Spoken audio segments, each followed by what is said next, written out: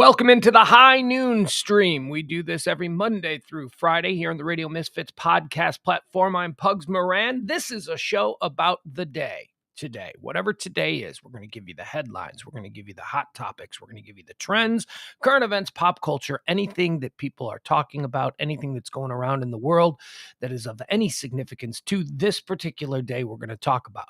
We start out with a little bit of history, then we go into some birthdays, then some people who died, then we move into the meat and potatoes of what this stream is, and that is topics, hot topics. Rip and read. I tell you what's trending. I tell you why it is. And then I give you a hot take. And then we move on to the next one. We do a second stream. This is the first of two streams that we do each and every day here. The second proudly present Pillow Talk. And that comes at 9 p.m. Central Standard Time. That's more conversational. This is more utilitarian. This is more for you. This is more of a cheat sheet for your day. The one at 9 o'clock is silly. Although last night was fun. Got into a really stupid argument. I really think that might be our lane for Pillow Talk. That we just find absurd things to discuss and argue about.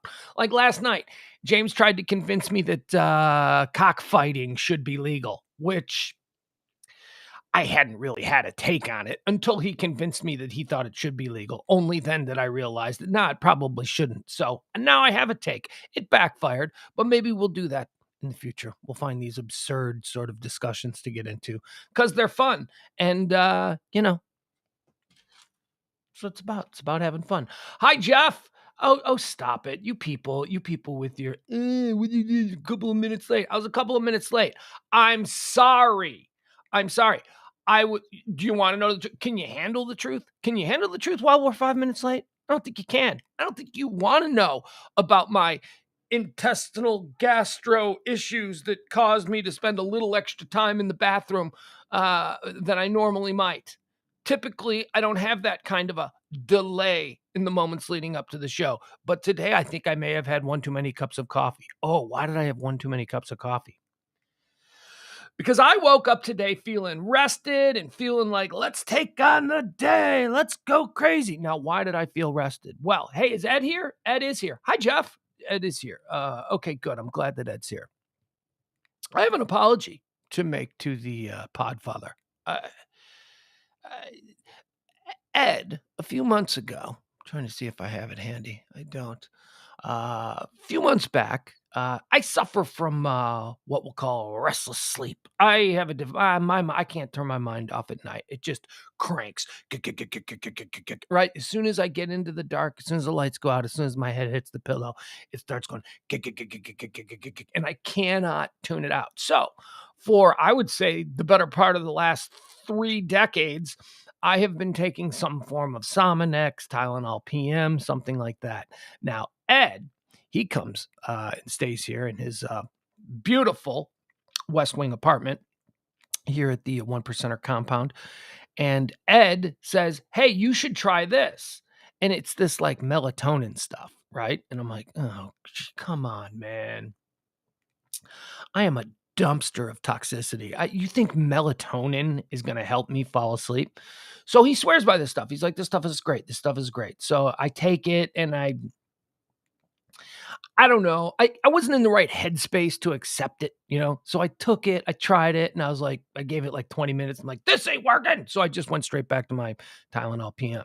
Then a couple weeks back, I ran out of Tylenol PM. I misjudged. Found myself at a night where I didn't have anything to go to sleep, and I started to panic. So I looked at his melatonin stuff, and I was like, okay, I'm going to try it. So I tried it. And I gave it a fair shot, and it worked. It worked really well. It was really good, right?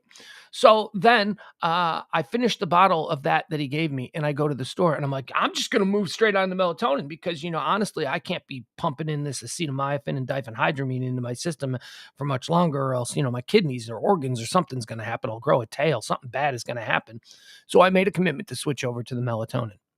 And I couldn't find the stuff that he had. But I thought, because the stuff that he had is like some hybrid, it's like melatonin, but then it's other things. I'm like, I don't need the other things. I just need the sleep stuff.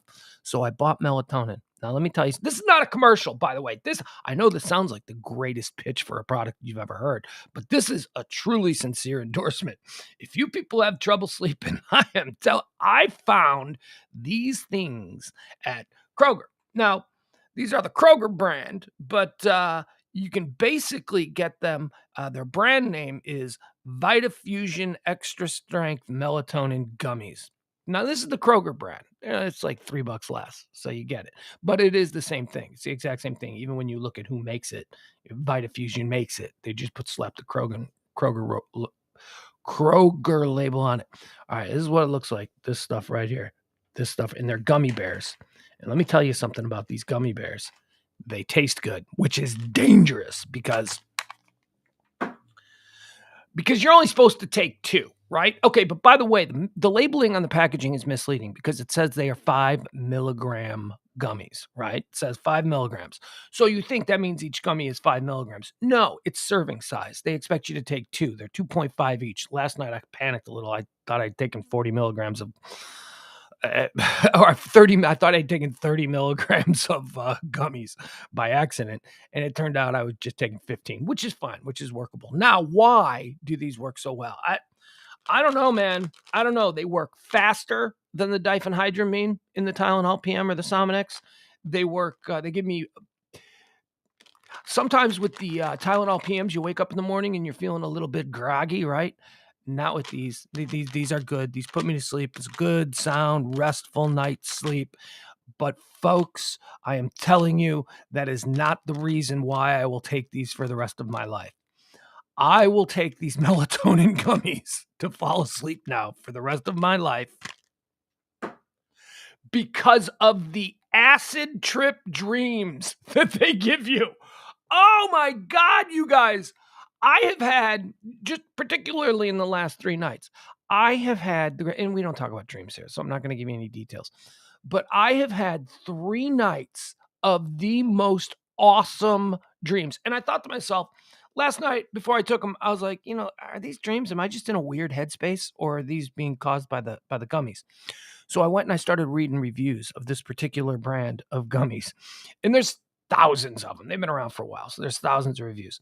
And I'm like, I can't. If I'm the only one having these weird dreams, then then that's a me thing. But if other people are, there's like dozens and dozens and dozens of people who are like, take these if you want to have cool dreams. These give you cool dreams. You will have the coolest, most vivid dreams.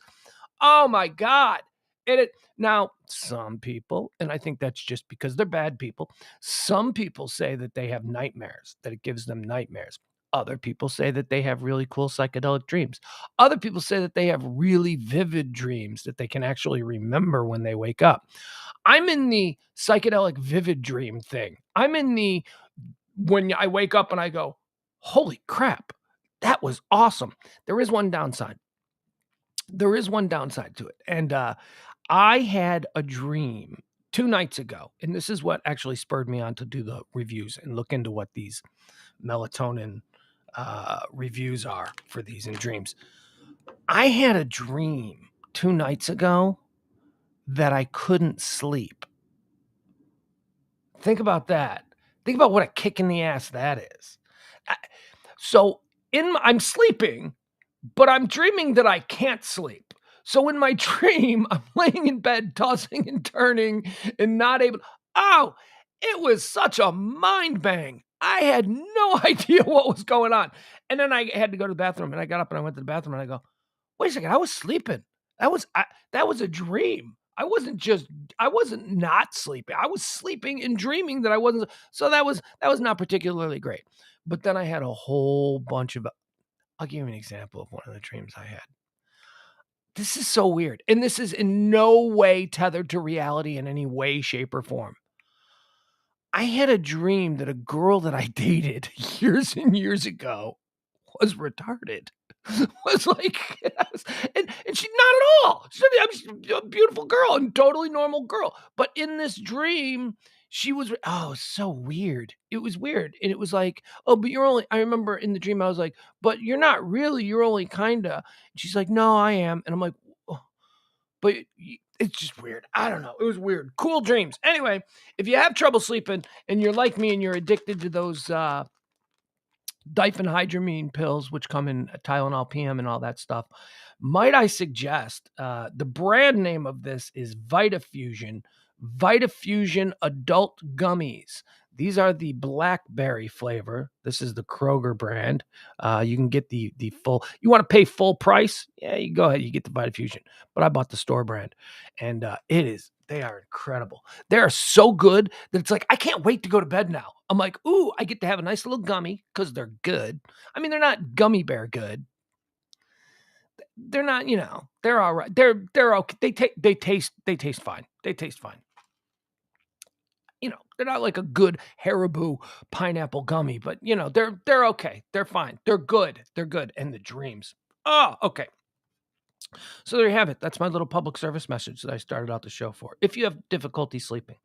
Let's talk about today. Let's get into what today is. It is high noon on the 18th day of May. It is the 138th day of the year. 227 days remain until the end of the year. Let's check the National Day of Calendar and see how we are supposed to be celebrating this day. How should we be honoring? I don't know if it's honoring is the right way, but how should we be? It is Emergency Medical Services for Children Day. That's a bummer. We will move on. It is National Juice Slush Day. Okay, that's good. I like a nice slushy, juicy kind of. It's National Cheese Souffle Day. I don't know, what is a souffle? What is a cheese souffle? I mean, I know I've had it. I'm a fat guy. I've probably had everything, but I don't know what a souffle is per se. Like, I know a quiche is egg, right? A quiche is made with egg. What is souffle? Now I want to know. I wasn't even going to stop down on this one, but here we go. A souffle is it is egg. A souffle is a baked egg-based dish whose origins appear in France. What does it look like? Oh, okay. That doesn't, maybe I've never had that. That doesn't interest me. I like American eggs, fried, scrambled, poached, American eggs. It's National HIV Vaccine Awareness Day. It's National No Dirty Dishes Day. Looking at you, sink full of dirty dishes. I got a sink full of dirty dishes. Guess I'll have to do them today. National Visit Your Relatives Day. No thanks. That's going to be a hard pass. Besides, I don't have any relatives here. Oh, yeah, I do. I got a kid. I guess I do have a relative here. All right, so that's what the National Day calendar says is all about today. How about history? What happened on this day in history? Why is today, the 18th day of May, so important?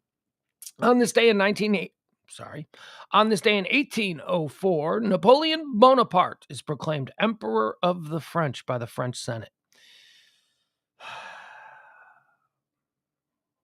He had his own little March 18th insurrection thing on this day. They didn't just go, the French Senate wasn't just like, hey, Napoleon, you're so cool. We're going to make you emperor. No, it was, he took the Senate hostage and basically made them vote him emperor. On this day in 1860, the United States presidential election, Abraham Lincoln wins the Republican Party presidential nomination over William H. Seward, who would later become the United States Secretary of State. Lincoln. Yesterday we talked about Lincoln. James, in his attempt to convince the world that cockfighting should be legal, James said that Honest Abe Lincoln, got his nickname because he was a fair and just cockfighting referee. Turned out not to be true. See, that's just the thing that people, especially radio people, I mean, that shit might fly on some Rush Limbaugh station, but you can say it and people go, that makes sense. I'm going with that. It wasn't true. It wasn't true. Now, Abe Lincoln probably saw a cockfight or two in his day because cockfights were legal back then. Everybody was doing it. He was a hillbilly from Kentucky. Of course he saw cockfights, but he didn't get Honest Abe because he was a fair and just cockfighting referee. He got Honest Abe because apparently he didn't cheat people when he ran a general store in Salem, Illinois. That's where it comes from. All right. United States. What else do we got? 1969, the Apollo program. Apollo 10 is launched. Apollo 10, the mission before. Anybody? Apollo 11. That's right, Apollo 11, the one that would go to the moon and land human male Americans on the moon. Apollo 10's job, they had to just wait. What was Apollo 10's job? Was Apollo 10 had to orbit the moon, but I think they also had to drop something down on the moon. I think that was it. I don't know. On this day in 1980, Mount St. Helens erupts in the state of Washington, killed 57 people, caused $3 billion in damage. There was no lava, though, right? It was all just ash. It was all just fart and dust. That mountain was just fart and dust.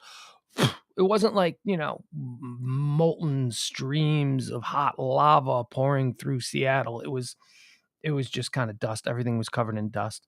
In 2018, oh God, inflection, you moron.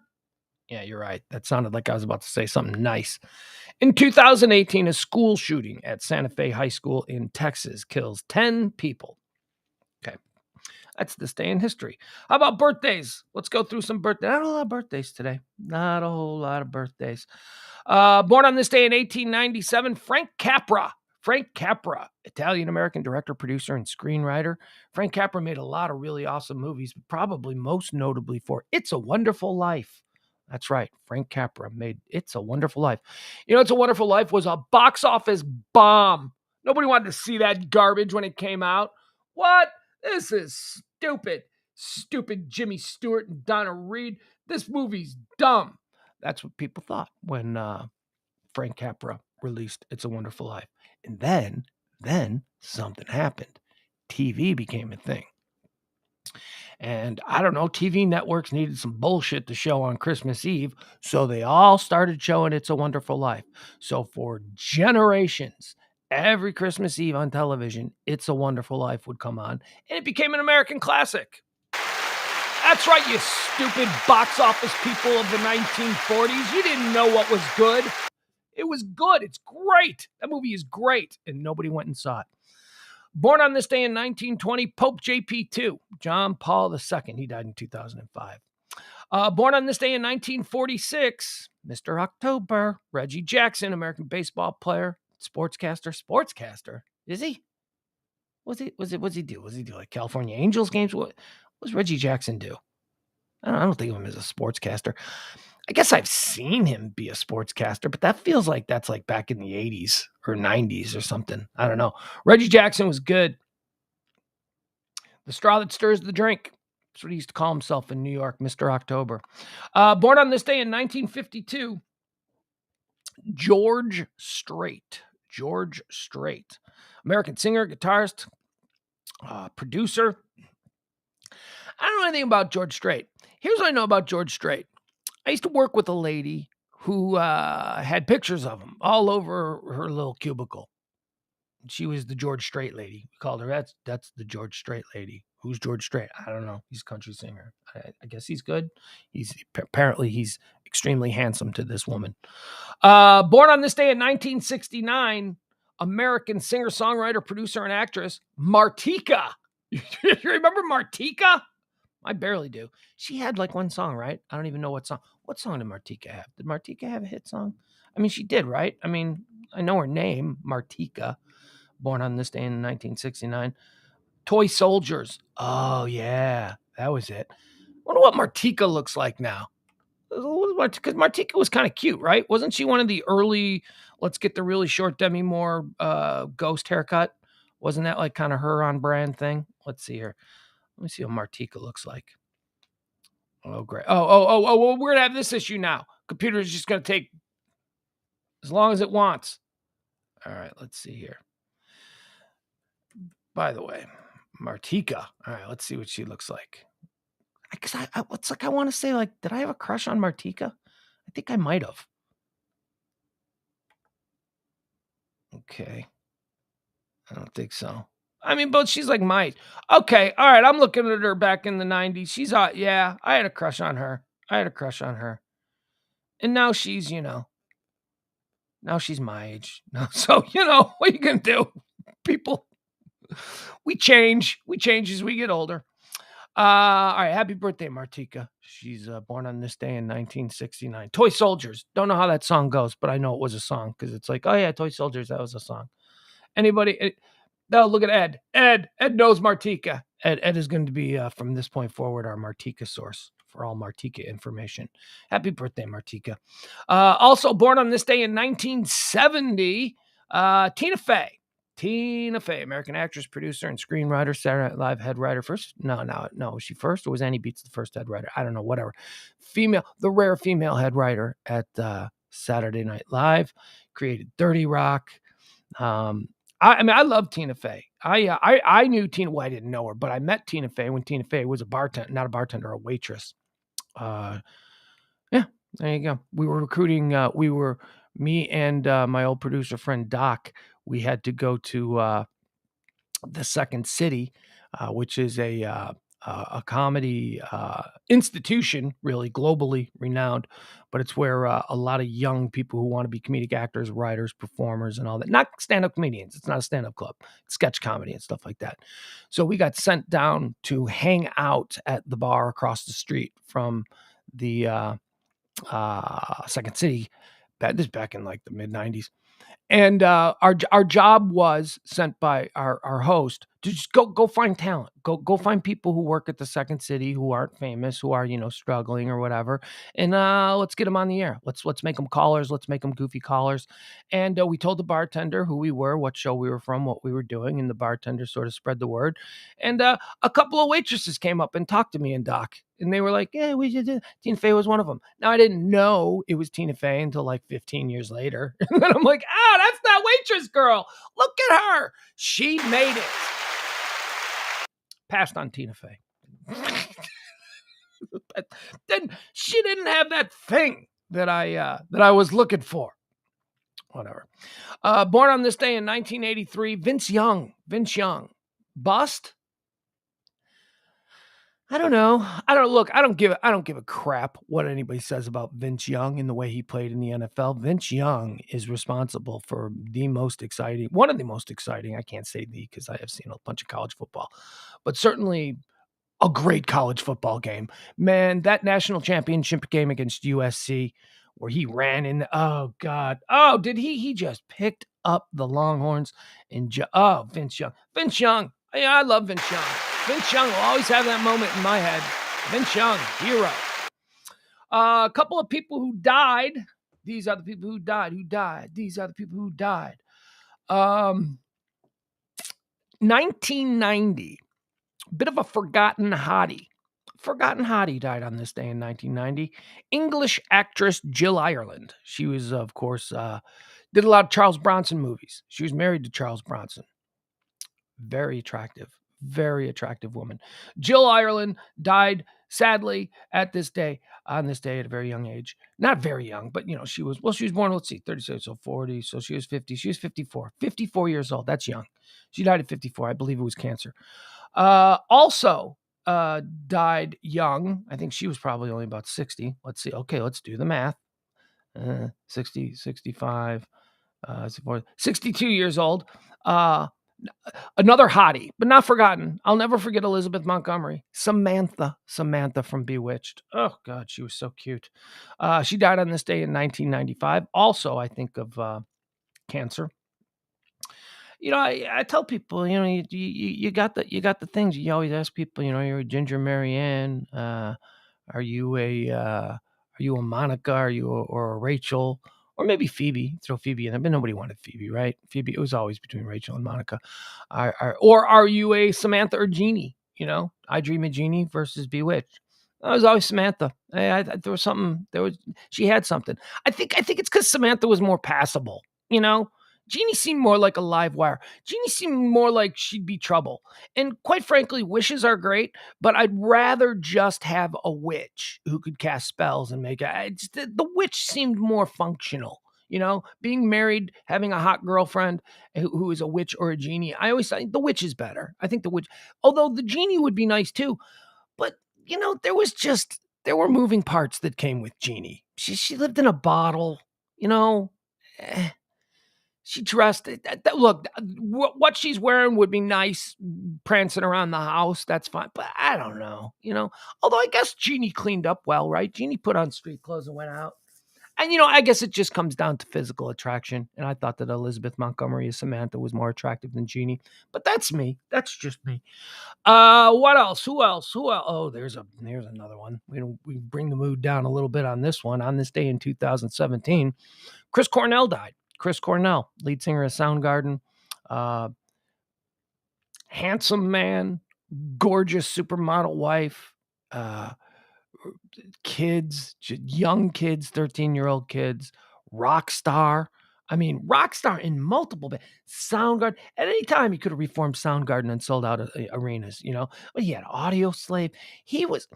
Chris Cornell had it going on, man. Why would he kill himself? Because depression, people. Depression doesn't give a shit what's in your bank account or who loves you or what is projects you have in the works. Depression only says you're a freaking loser. You suck. That's all a fraud. And you need to end this pain. Tragic. Chris Cornell on this day in 2017. Dead on this day in 2020, Ken Osmond. Ken Osmond, American actor and police officer. Ken Osmond was Eddie Haskell from the old Leave It to Beaver. There's a little something for you old folk. Eddie Haskell died on this day in 2020. Died on this day in 2021. I'm going to take a moment here because I want to show you guys something because I loved this guy. This guy, Charles Grodin. Charles Grodin died on this day 1 year ago today. This day in 2021, Charles Grodin passed. Charles Grodin was a comedic actor, a really smart guy too, really smart, well-read, cultured, sophisticated guy. But he was a comedic actor, and he was so non-traditional. He was the king of the deadpan. There was nobody. Well, who else is a good deadpan actor these days? I'm trying to think of who's just terrific at the deadpan. But Charles Grodin with a straight face, just as a talk show guest, I mean, going all the way back to the late 70s, Charles Grodin on Carson was hysterical. Charles Grodin on Letterman. Charles Grodin was one of Letterman's favorite guests because Grodin was just so grumpy and just always in a bad mood. But I want to show you something here. I pulled this because I just love Charles Grodin, and it's the 1 year anniversary of his passing. We could do a Charles Grodin draft, but I don't want to. I would rather. I actually had this internal debate. Should we do a Charles Grodin movie draft, or should I just show a scene with Charles Grodin that I just think is so funny? And first of all, I think his best movie, if we were going to do a draft, it would be The Heartbreak Kid, the original Heartbreak Kid. He is so funny in that movie. But he also made a movie in 1994 with Martin Short called Clifford. Do you guys remember Clifford? Martin Short played a 10-year-old boy, and it was before CGI or whatever. So Martin Short just played like little. He just played little. It was Clifford is very funny. You roll your eyes, Clifford. There are some comedic performances in Clifford that I stand by as being some of the best of the 90s. So I want to show you this clip. This is a clip. Charles Grodin plays Clifford's uncle, who really doesn't like Clifford because Clifford's kind of a pain in the ass. Clifford is Martin Short. Clifford is a pain in the ass. But I love this scene. It always makes me laugh. And it makes me laugh in equal parts because of the performance, the deadpan performance of Charles Grodin, but also because of Martin Short. Martin Short makes these faces that just slay me. So here, let me show you this scene. A little tribute to the greatness of Charles Grodin. Here, let me get it up to the part where the scene is because this is kind of a long clip. So here we go. We'll start it right about here. Here you go. Okay, here we go. This is one of my favorite Charles Grodin moments, and I think it really encapsulates his style of comedy, which I think is so funny. Here you go. Let's enjoy. I'm trying to tell you something about when I was a little boy growing up in Chicago. All right? There was a great amusement park called Riverview. Did your father tell you about it? Yes. I thought that was the only place where a boy like me could be happy. But my father never took me there. And then one day, they tore it down before I ever got to go there. I understand how you feel, Clifford. You do? Yes. Does it ever get easier, my Uncle Martin? Not really. All right, now listen to me. Listen to me. Here's the deal. You go to your room, write a confession that I will take to the police, and I will not send you back to your parents. And you tell Sarah that you and I are the best of friends. We are, aren't we? Shut up. But if you even look at me funny, if you do one thing that I find weird, which is, like your middle name, see, you're doing it right now. Can you just act like a human boy for 1 minute here? Look at me like a person. You can't do it for more than a few seconds. Look at me like a human boy. Don't mess around with me. You're going to be back on that plane. Look at me like a human You understand me? boy. I understand that I love you. All right. Let it go. Let it go. Stefan, walk back.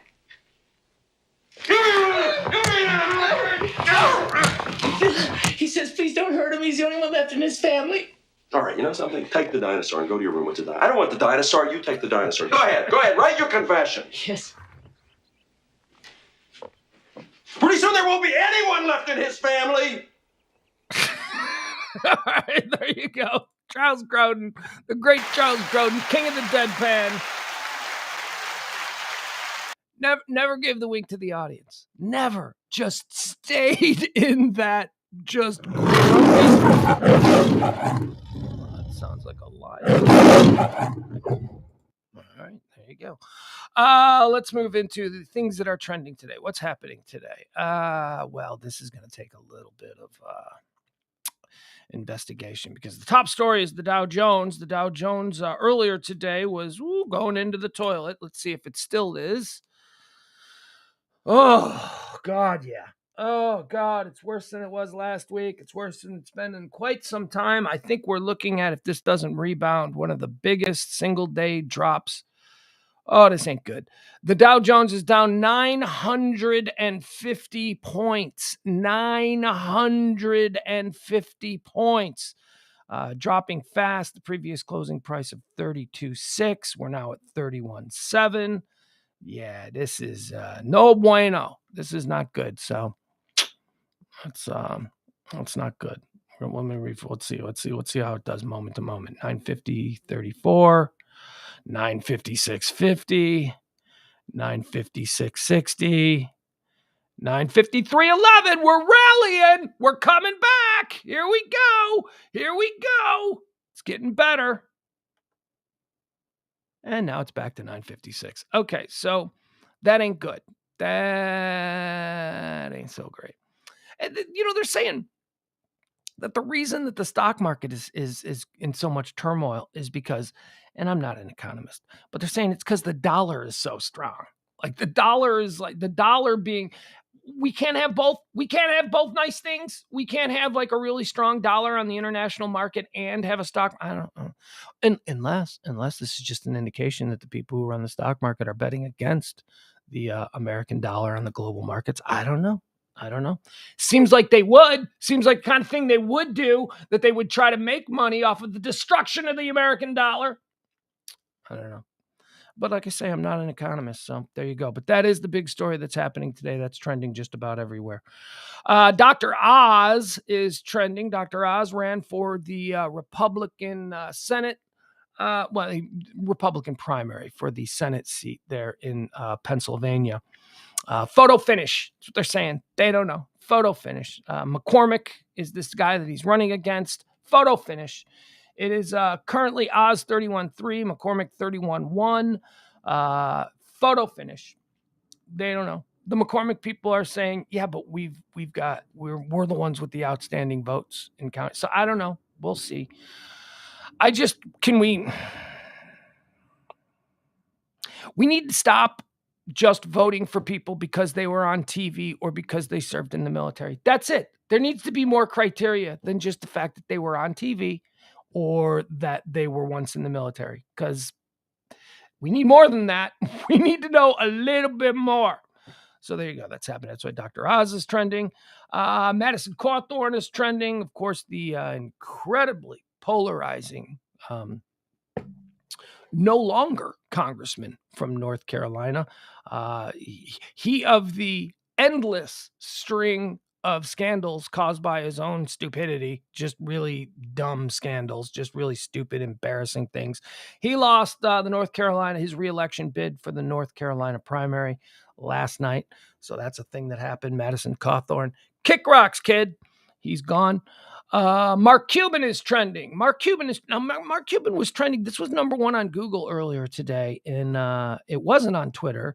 And now it's rising up on Twitter, but it's falling down on Google. So I don't know what that means about anything. But Mark Cuban has announced his support of Biden's proposal to forgive $10,000 in student debt per borrower, as long as, and this is a quote now from Mark Cuban, ridiculous tuition fees are addressed alongside it, saying, we don't want this being a perennial problem. Yeah, okay, that's fine. That, you know what? I'm all for, look, I'm against the idea of launching the next generation of economic drivers into the American population being drowned in debt. Right? We need people coming out of college to have a fresh start. We can't have them drown in debt. So that is a real problem. It has domino effects on every aspect of the American economic life. That is just a fact. When kids get out of college and they take their first job and they can't afford to have their own place, they move back in with their parents. They don't spend money. They don't spur the economy. That is a very real problem. And also, I mean, my God, 25 years old, you're already 50 grand in debt or whatever it is. You're paying that off for the rest of your life with ridiculous interest rates. The only people making money off of your desire to be educated seems to be the banks. So that is a problem. However, there is a problem with tuition fees at universities and the skyrocketing rate in which they've expanded over the past just 20 years. When I was in college, it was expensive, but it ain't like it is now. So there are a whole myriad of issues that need to be addressed in this realm. We need to stop seeing the education of our young people as being a profit center. We need to encourage our coming generations to be as educated as possible so that they compete on the global marketplace. We need to have smart people. We can't keep bringing kids from India and Asia over here to be the smart ones.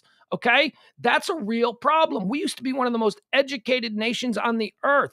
And then we decided, hey, let's all get rich making kids go to college. And, whatever. It's a problem. It's a very complicated issue. There are a whole bunch of moving parts, and it doesn't have to be one or the other. I like what Mark Cuban is saying here. Let's address ridiculous tuition fees. Martin Shkreli. Here's another one. So we had good billionaire. I think Mark Cuban's a pretty good billionaire. I mean, I don't really think that anybody who amasses that much fortune for their own personal consumption can be good. None of them are going to heaven, at least not by Jesus's rules. But here's a bad billionaire. Martin Shkreli. Remember Martin Shkreli, the farmer bro? Oh, God. Just like one of the worst examples of outrageous American greed that we have seen. Martin Shkreli, just a complete piece of shit, just a complete dog pile of humanity. He just blows. He's out of prison. Martin Shkreli's back, baby. Martin Shkreli's back, and he's going to do some bullshit really soon here. So keep an eye out. Here's another thing that's trending today that I don't quite understand. Dr. Taylor Allison Swift. That's right. Taylor Swift is now a doctor. She better not go around claiming she's a doctor. She did a what do they call it? A commencement speech at a college, and she's a good get. Like, a lot of colleges will get like former Secretary of State William Cohn, something like that. They'll get those people to come out. I go to college. I pay all that money for college. You better bring out some star power. I don't give a shit about somebody who was in a presidential administration from a couple generations ago. Give me a movie star. Give me Oprah. Give me Swiftie. And the only way you can get somebody like Taylor Swift a lot of these places, because, everybody wanted Taylor Swift to come and give their commencement, probably got 100 offers. So her people go, yeah, make her a doctor. Give her, yeah, she'll do you if you make her an honorary doctor, if you give her an honorary doctorate. And that's what she got today. So there you go. Dr. Taylor Allison Swift. Taylor Swift is now a doctor. Hope she's in my network. Tom Cruise is trending. Tom Cruise is trending because the Cannes Film Festival is going on as we speak. The Cannes Film Festival, big international movie marketplace. It's where all of the movies that are coming in the next few months go to be bought and sold for the global theaters. Like who in China is going to buy the new Tom Cruise movie? That's, they go and they watch them, and then people bid on the movies. That's how it works. It's not just a film festival. It's actually where movies go to find distribution and all that sort of thing.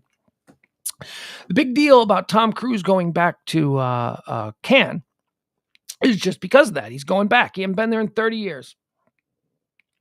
Tom Cruise ain't been to Cannes since Far and Away, the Ron Howard movie that he made with his then wife, Nicole Kidman. I don't know why he hasn't gone. Probably some Scientology thing. I don't know, some nonsense. But oh boy, is Cannes excited to have Tom Cruise back. Tom Cruise, man. You know what? First of all, let me tell you something about Tom Cruise. I at once love Tom Cruise and hate Tom Cruise. I am so conflicted on Tom Cruise because he's such a weirdo. Like he's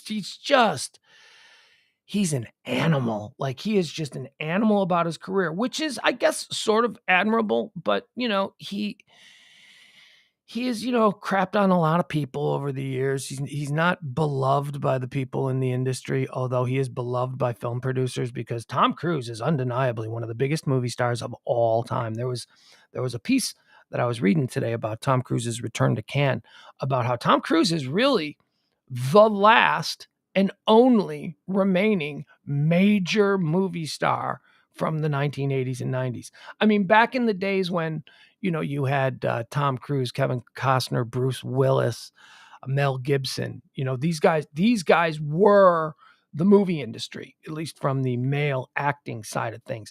They were it. And all those other guys have sort of fallen off. And yet Tom Cruise returns to Cannes with one of the most anticipated movies of the year, the new Top Gun film. I mean, you got to give him credit. Tom Cruise has stayed relevant. And it didn't look like he was. I mean, it looked like he was about to fall off the shelf back when he jumped on Oprah's couch and was like, Scientology. And then, we think that he may have mistreated to some degree the lovely Katie Holmes. A lot of people turned on him with that, But look, man, he just keeps cranking them out. And it is undeniable that Tom Cruise is good in movies. Tom Cruise is good. Tom Cruise movie draft. Oh, you better believe it. You better believe we're doing a Tom Cruise movie draft. Tom Cruise. I didn't want to do a Tom Cruise movie draft. But then I was like, all right, let me see his filmography. And I was like, holy cow! Holy cow! With the first pick in the Tom Cruise movie draft, the contingent from High Noon, starring Pugs Moran, we select with the first overall pick, Risky Business. Risky Business. Yeah, I went all the way back. I figured it's the classic. It's what kicked it all off for Tom Cruise. Risky Business. Joel, that was such a good movie. And it holds up. It totally holds up. I watched it recently. It holds up. Risky Business, fantastic movie. With the second pick in the Tom Cruise movie draft, and let me tell you, this could be a 20-round draft. It could seriously be a 20-round draft. We only do 5 here. We keep it consistent. But with the second pick in the Tom Cruise movie draft, Top Gun. Top Gun. Top Gun. Shut up. Top Gun. Top Gun, Top Gun, Top Gun. I went to Top Gun, man. I don't give a shit who you are. If you were 16, 17 years old when Top Gun came out, it was awesome. It was awesome.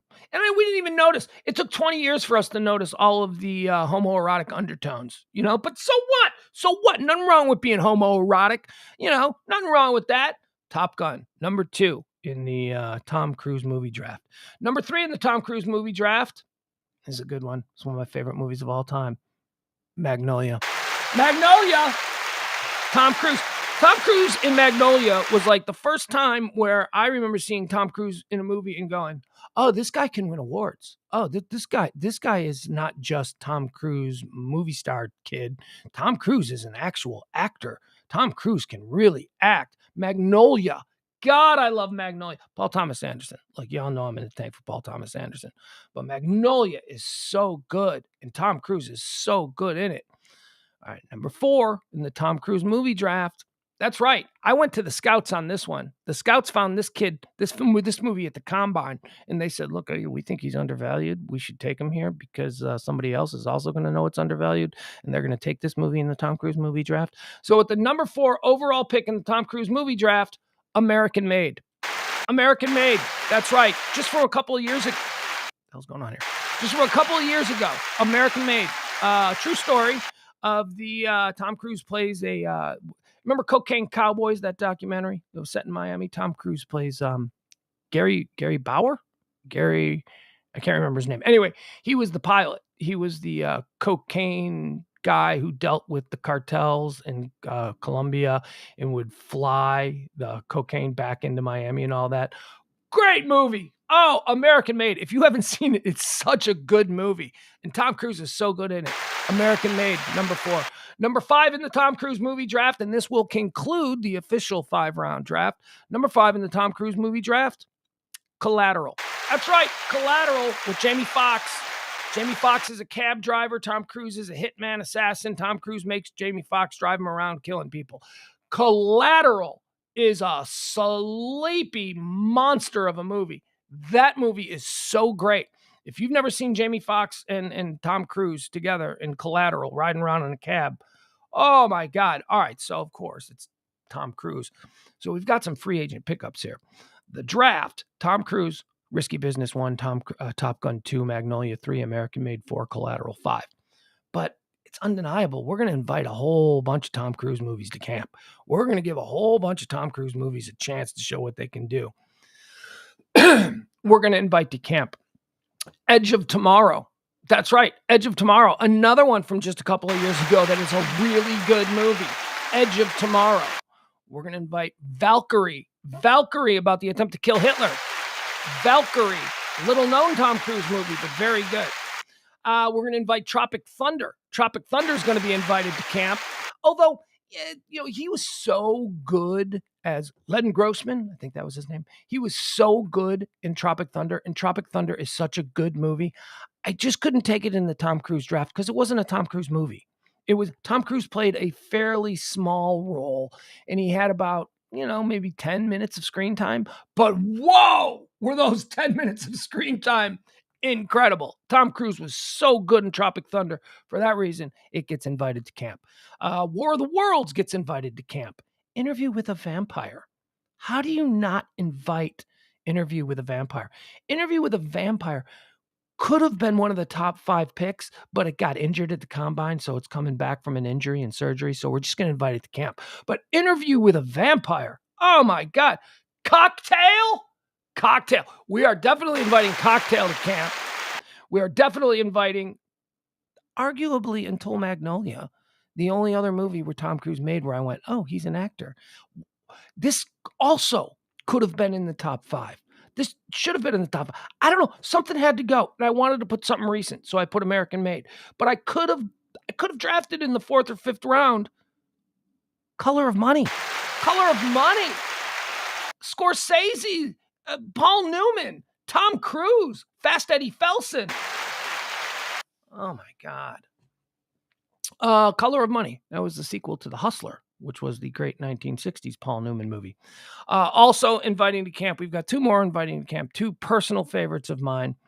Although one is a Tom Cruise movie, the other is not necessarily a Tom Cruise movie. It's more of an ensemble movie. But we are also inviting All the Right Moves. That's right. Ampipe Forever, the high school football movie. I was playing high school football when All the Right Moves came out, so it was incredible. Love that movie. All the Right Moves gets invited to camp. And The Outsiders. Francis Ford Coppola, The Outsiders. An ensemble piece. Tom Cruise was definitely, was he one of the, what were they, the Greasers and the Socias? I don't remember what it was. I don't know. Anyway, Tom Cruise, The Outsiders. There you go. That concludes our Tom Cruise movie draft. Ross Rubio says Days of Thunder. Yeah, I mean, how many are we inviting to camp? I love Days of Thunder. That's a fun movie. But there's like 10 more fun movies. Rain Man is one. I could put Rain Man in there. Byron says Rain Man. I didn't love Rain Man quite as much as I think everybody else did. I found it to be kind of sad. I found it to be kind of besides, I think that Tom Cruise is, when it comes to Rain Man, I think Tom Cruise is often forgotten in Rain Man because of Dustin Hoffman, because that was like really his showcase. But Rain Man, yeah, I mean, maybe we'll see. We'll see. The Firm was okay, but you got to draw the line somewhere. Jerry Maguire is one of the worst films ever made. Stop it with your Jerry Maguire. That is Tom Cruise's most disappointing movie. Stop it. What are you, a chick? Oh God, Jerry Maguire. That movie lied to me. I can't go on about Jerry Maguire anymore. Yesterday, didn't I do my most overrated films in American history? Jerry Maguire made that list. You think I'm drafting it? No. Minority Report. Yeah, Minority Report is definitely good. Adam. Look at Adam. Look at Adam being just the contrarian. Yeah. First of all, Magnolia is Paul Thomas Anderson's best film, but okay, that's fine. You can say it's your least favorite. I'll tell you what. Why don't we, you and me, Adam, why don't we not argue about the worthiness of Magnolia and just agree that The Master is Paul Thomas Anderson's worst film? Although Phantom Thread is kind of a difficult watch. I'm just saying. Anyway, they can't all be gorgeous works of cinematic art. Some of them are going to be, which The Master definitely was. Well, was Paul Thomas Anderson taking Quaaludes during The Master? That movie sucked. That movie was so boring. All right, let's move on. What else is trending? Yeah, Tom had a minor role in Taps. I love Taps. Tom played like the psycho kid, like the crazy one. Yeah, no, April, A Few Good Men wasn't said. And you know what? You know what, April? Thank you. You just advocated from the outside. We're inviting to camp A Few Good Men. We are absolutely going to invite A Few Good Men to camp. Wasn't a top 5 draft because I felt that movie was a little bit long and there were a whole lot of other performances by other people that didn't overshadow Tom Cruise, but again, it was more of an ensemble piece. I tried to stick more with movies where Tom Cruise was the lead in my draft because it's a Tom Cruise draft. But yeah, A Few Good Men certainly gets invited to camp. He was very good in A Few Good Men. But I mean, that movie was just as much, Demi Moore and Jack Nicholson and, a whole bunch of other people. I don't know who else was in it, but there were a bunch of people.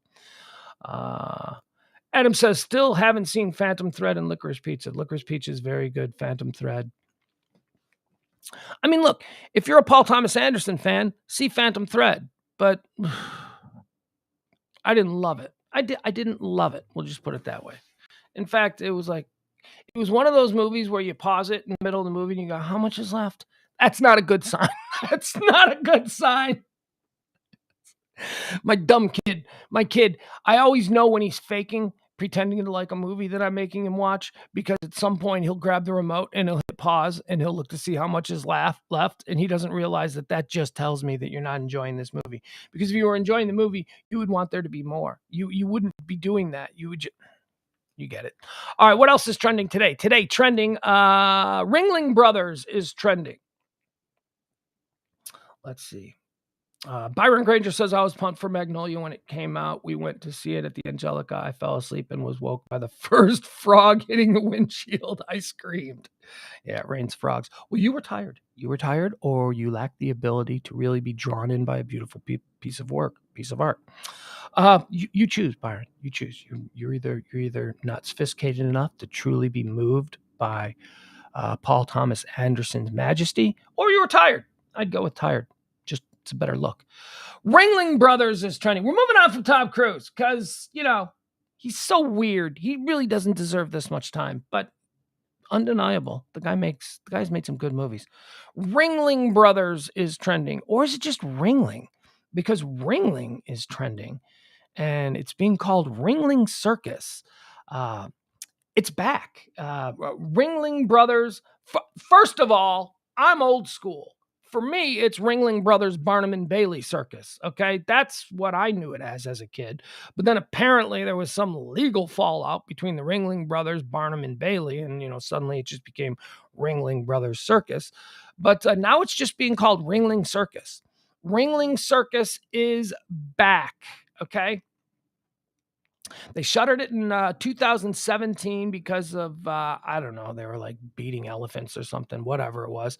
People were like, you can't do that to animals. And they're like, well, fine. Then you just ruined circuses for the rest of the world. And so Ringling Brothers shut down in 2017, and now they're back. Ringling is back. They've rebranded. They're now Ringling Circus, and no animals. No animals. It's just they've moved out of the animal game, and now it's just all the shit you don't care about. I don't. It's just gonna be stunts. It's gonna be clowns. I don't care about clowns. Clowns. What? Okay. What? I guess it's fun. Look, I guess clowns are fun if you're there and you got like a 5-year-old. Like my kid, I took my kid when he was really little, 3 years in a row to Ringling Brothers, and it became like our trip, and we would get very excited, and it was fun. Oh God, it was so much fun. But I want to see an elephant. I get it. Here's an idea. Can't you just treat the animals nice? I mean, instead of just eliminate, there will be no more animals because we can't find it within ourselves to treat the animals decently. What, really? It's all or nothing? Or is it just PETA being such a pain in the ass? There is no situation where we will be okay with you having animals. Oh, God. Okay. I like the lions and stuff. I liked the animals. Will there be dog acts? They used to have incredible dog acts. Like that was, what, you can't have the dogs now? People don't treat dogs bad. Well, I guess some people do, but you know what I mean for the most part. Honestly, maybe what were the thoughtless, cruel, exploitative, money-driven? Those were all the things that basically shuttered Ringling Brothers in 2017. I don't know. Can't you just eliminate that stuff? You can still be money-driven because America, but can't you get rid of like the thoughtless cruelty to animals? Can't we fix that somehow? I can't. When is a kid in Dallas supposed to see an elephant? The zoo? Yeah, but zoos will probably be gone in a couple of years too. I can't imagine zoos will be around much longer. What's next, PETA? What? I love animals, and I love animals because of the circus. Because oh, jeez. Although I won't go to SeaWorld. I won't. I saw that Blackfish documentary. That was horrible. If Ringling Brothers, there's probably a Ringling Brothers documentary that's just as bad that I just didn't see. But whatever. I'm sorry. I have fond memories of the circus from when I was a little kid, and I have even fonder memories of taking my kid to the circus when he was a little kid. We loved the circus, and then it was gone. My kid actually said to me once, a couple of years ago, I remember he goes, when are we ever going to the circus again? And I had to say, there is no circus anymore because people are mean. Well, whatever you want from that. Either the PETA people are mean or the people who got PETA upset are mean. Whatever, but people are mean, and you can't have a circus, little 7-year-old boy, anymore because people don't know how to behave. All right. Dallas is trending. Well, this is kind of an interesting story. It will probably never happen, but it very might well could. Dallas is trending because of possible second NFL team. Ooh, Jerry Jones ain't never gonna allow that to happen. Jerry Jones ain't never gonna allow a second NFL team come to Dallas. But Dallas Mayor Eric Johnson is not to be deterred. He has formed a committee. I guess that's what they do with our tax dollars. They form committees to, get a little money for something that will go nowhere. Dallas mayor now wants more than second NFL team to join Dallas Cowboys in North Texas. Dallas Mayor Eric Johnson caused a stir last week when he pushed for the idea of a second NFL team to join the Dallas Cowboys in North Texas, preferably based in southern Dallas. What? I mean, okay. What? Southern... I I could see an argument being made for like putting it up in the Allen, McKinney, in that area, way up 75. Yeah, I could understand. South Dallas? What? Why are you gonna put? Well, I guess they want to bring a little something to that community, but what? I mean, first of all, Arlington, from where I sit, Arlington is closer to South Dallas than it is to North Dallas. It's the people in the far north suburbs of Dallas that have difficulty getting to Arlington. Nobody in Oak Cliff is struggling to get out to Arlington. The roads are perfect. Yeah, you take 30, it works. You're right there, one shot. It's the people who have to, traverse all the way from, I don't know what town. I was going to say Allen, but I already said Allen. It's people who got to come from Allen all the way to Arlington. Those are the people with the problem. Of course not, Adam says. Jerry won't allow a team in San Antonio. He won't allow one here. Of course not. But, money talks. So, we are in a different era of insane thirst for NFL football. So the rules that we all adhere to, the rules that say Jerry Jones would never allow a football team, that might change now. That could change because of the money that is involved with and around the orbit of the modern NFL. Chicago is another city that is working actively to get a second team again. They had a second team for years, and they didn't lose their second team because people weren't fans of the Chicago Cardinals. They lost their team because St. Louis was just super desperate to have a team, and they paid the owners a crap ton of money to move out of what was a successful franchise in Chicago back there. The Chicago Bears are moving out to Arlington, not Arlington, Texas, Arlington Heights, Illinois.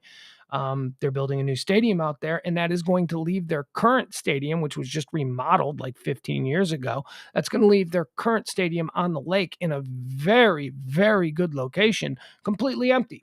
So the city of Chicago is trying for a second team. See, two teams are now kind of a thing that's happening. Los Angeles has two teams. They used to have no teams. New York metro area has two teams. So, I think the NFL, I think the big major metropolitan areas like the Dallas-Fort Worth Metroplex, Chicago, the San Francisco Bay Area has two teams. You can support these teams. But Adam does bring up a good point. It's why would Jerry Jones? I don't know. The whole reason the Kansas City Chiefs are in Kansas City is because the Dallas Cowboy owners at the time refused to share their market with another team. However, that was in the baby days of the NFL. The money wasn't as big. If there was some sort of if there is a way for Jerry Jones to make a windfall profit from allowing a second team to come into the marketplace, he's going to do it. So we'll see. The possibility, let's see here. Mayor Johnson remains undeterred despite obstacles, and he doubled down on his mission Tuesday when he announced the creation of the city council committee focused on attracting and retaining professional sports franchises in the city limits. That is, man, I get Arlington being this epicenter of fun, right? I get there's Six Flags. I get Wet and Wild. I get that there's the Cowboy Stadium. You got the baseball stadium. But man, could you imagine if the Rangers played in downtown Dallas? If there was like a stadium built somewhere in that area, that would be so awesome. All the coolest teams have downtown stadiums. They do. The stadium in Detroit has completely revitalized that area. The ones in Minneapolis, St. Paul are amazing. The ones, come on. That would be so great. Look, of course, I'm very upset that my Chicago Bears are probably moving out of the city of Chicago into the suburbs, but that's been a long time coming. City of Chicago, you give them a handful of aces and they'll figure out a way to lose it. It's just, Johnson created the ad hoc committee on professional sports recruitment and retention via a memorandum to his colleagues on the city council. Dallas is the best sports city in the country right now, said Johnson. It's a little subjective, but, it certainly is a good one. He will himself serve as the committee's chairman. Other NFL cities, Chicago's metropolitan area and Dallas are 3 and 4, both seeking a second NFL team. The Dallas-Fort Worth region, Johnson calls the Mecca of football. If Chicago acquires a second NFL team, we would be the largest market in the country without two professional National Football League teams. First of all, let's just stop this. Okay, Chicago's not getting a second team. They're not. What's going to invent a new team? No, nobody's going to move. It's not going to. Although maybe Jacksonville. You could see like Jacksonville is not happy down there in Jacksonville. They got a shit stadium. They got a shit town. Chicago can offer massive tourism. It's one of the number one tourism cities in America. It's got a beautiful lakefront stadium. Beautiful. It depends, I guess, on who you ask. But it's new. It's got all those amenities. Too small for a Super Bowl, though. That's one of the mistakes that they made when they redesigned it. They made it too small for a Super. No Super Bowl will ever come there. And also, nobody's going to a Super Bowl in Chicago in January. So stop it. Put a roof on it, then we'll talk. But let's see. He noted that the Dallas Cowboys are based in Frisco and play in Arlington. FC Dallas plays in Frisco. The Texas Rangers play in Arlington in a brand new stadium that should have been built in downtown Dallas. He agrees with me. I agree. You're damn right. You are damn right. That new stadium that the Rangers play in, that ugly looking Cabela's warehouse of a stadium, which, if I'm being fair, gorgeous on the inside. That stadium, the new Rangers ballpark is gorgeous on the inside. It is really nice. It is the ugliest stadium in the world on the outside. Gorgeous. So uninspired on the outside. So complete. You drive right past it. You'd be like, what is that, an Amazon distribution center? I mean, it is ugly. Inside? No. The inside of that stadium is great.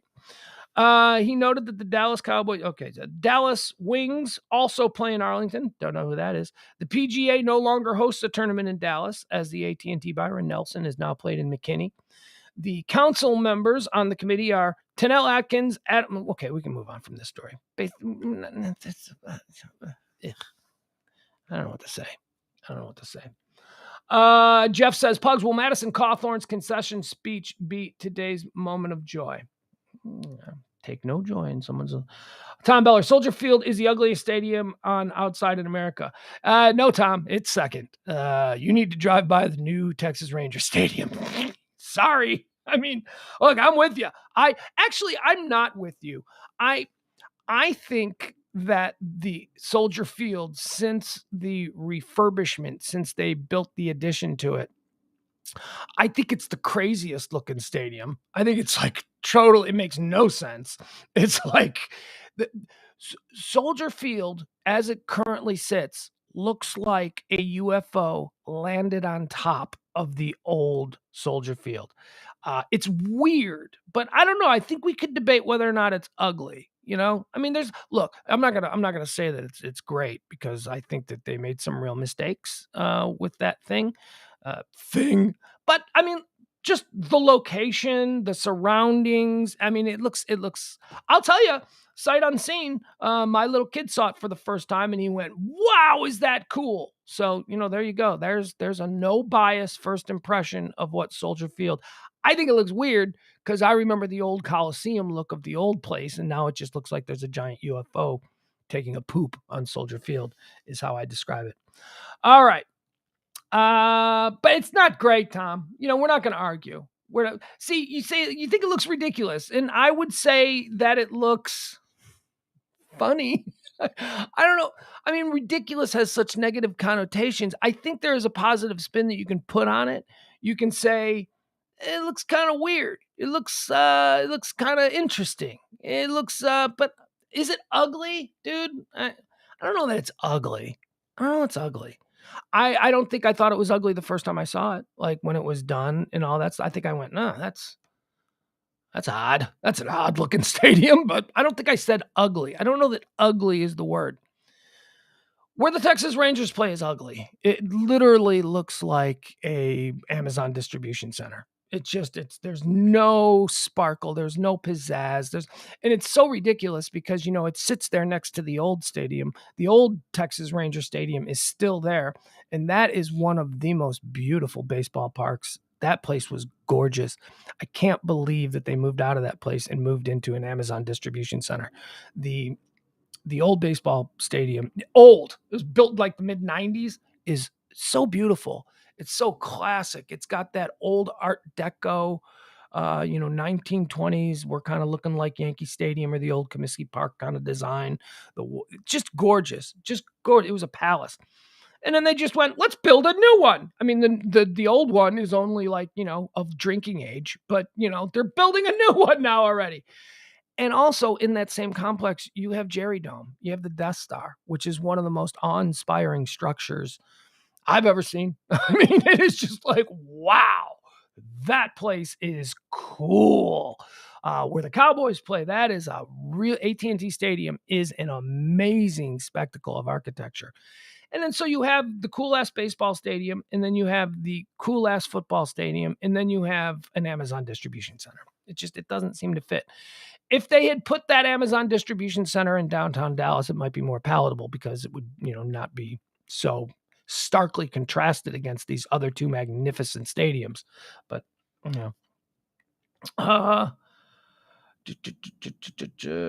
yeah, Byron, is that the problem? Is that the reason why they decided to move out of the old Ranger Stadium? And I can't call it old because it's not old.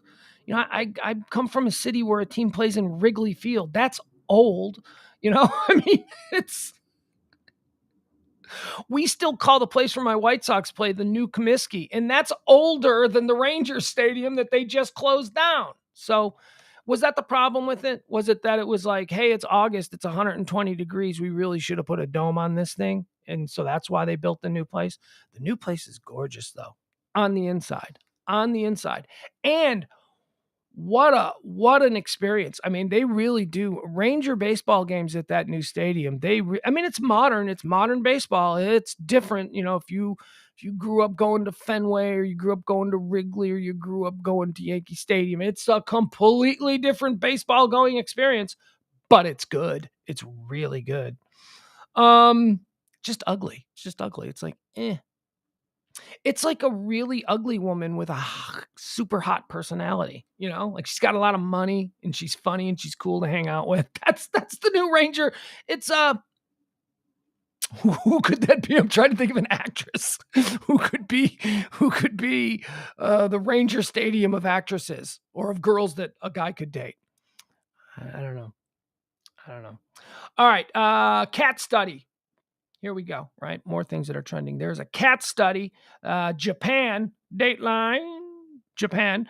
Cats often get a bad reputation for being antisocial and fairly uninterested in everything we lowly humans have to say. However, a new study finds that cats really are listening and know exactly who their owners are speaking to. Researchers in Japan say that cats even understand and remember the names of their feline pals, especially when they live together. So let's break it down. So they've determined that cats, like a dog, when you talk to a dog, hey boy, the dog will go, yeah. Dogs are like totally into it. They want to hang out with you. Come here, boy. Okay. And the dog will come over. Cats totally ignore you. Cats you'd be like, here, kitty, kitty, kitty, kitty. Unless you got like a can of tuna fish, that cat's going to be like, oh, just stop it with your kitty, kitty.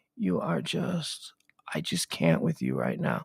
That's the whole cat attitude. So Japanese researchers found out that, yeah, it's just a bad attitude. It's just they know you're talking to them. They know their name.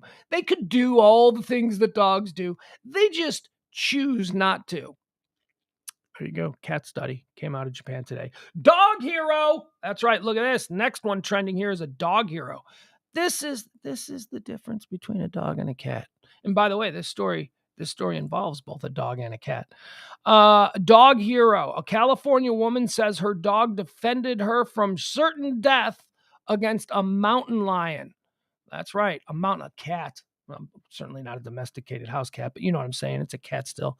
California woman says dog defended her from a mountain lion. Big Bear, California. A woman who was attacked by a mountain lion in Northern California says her dog jumped to her defense and was badly wounded in protecting her. I will ever be able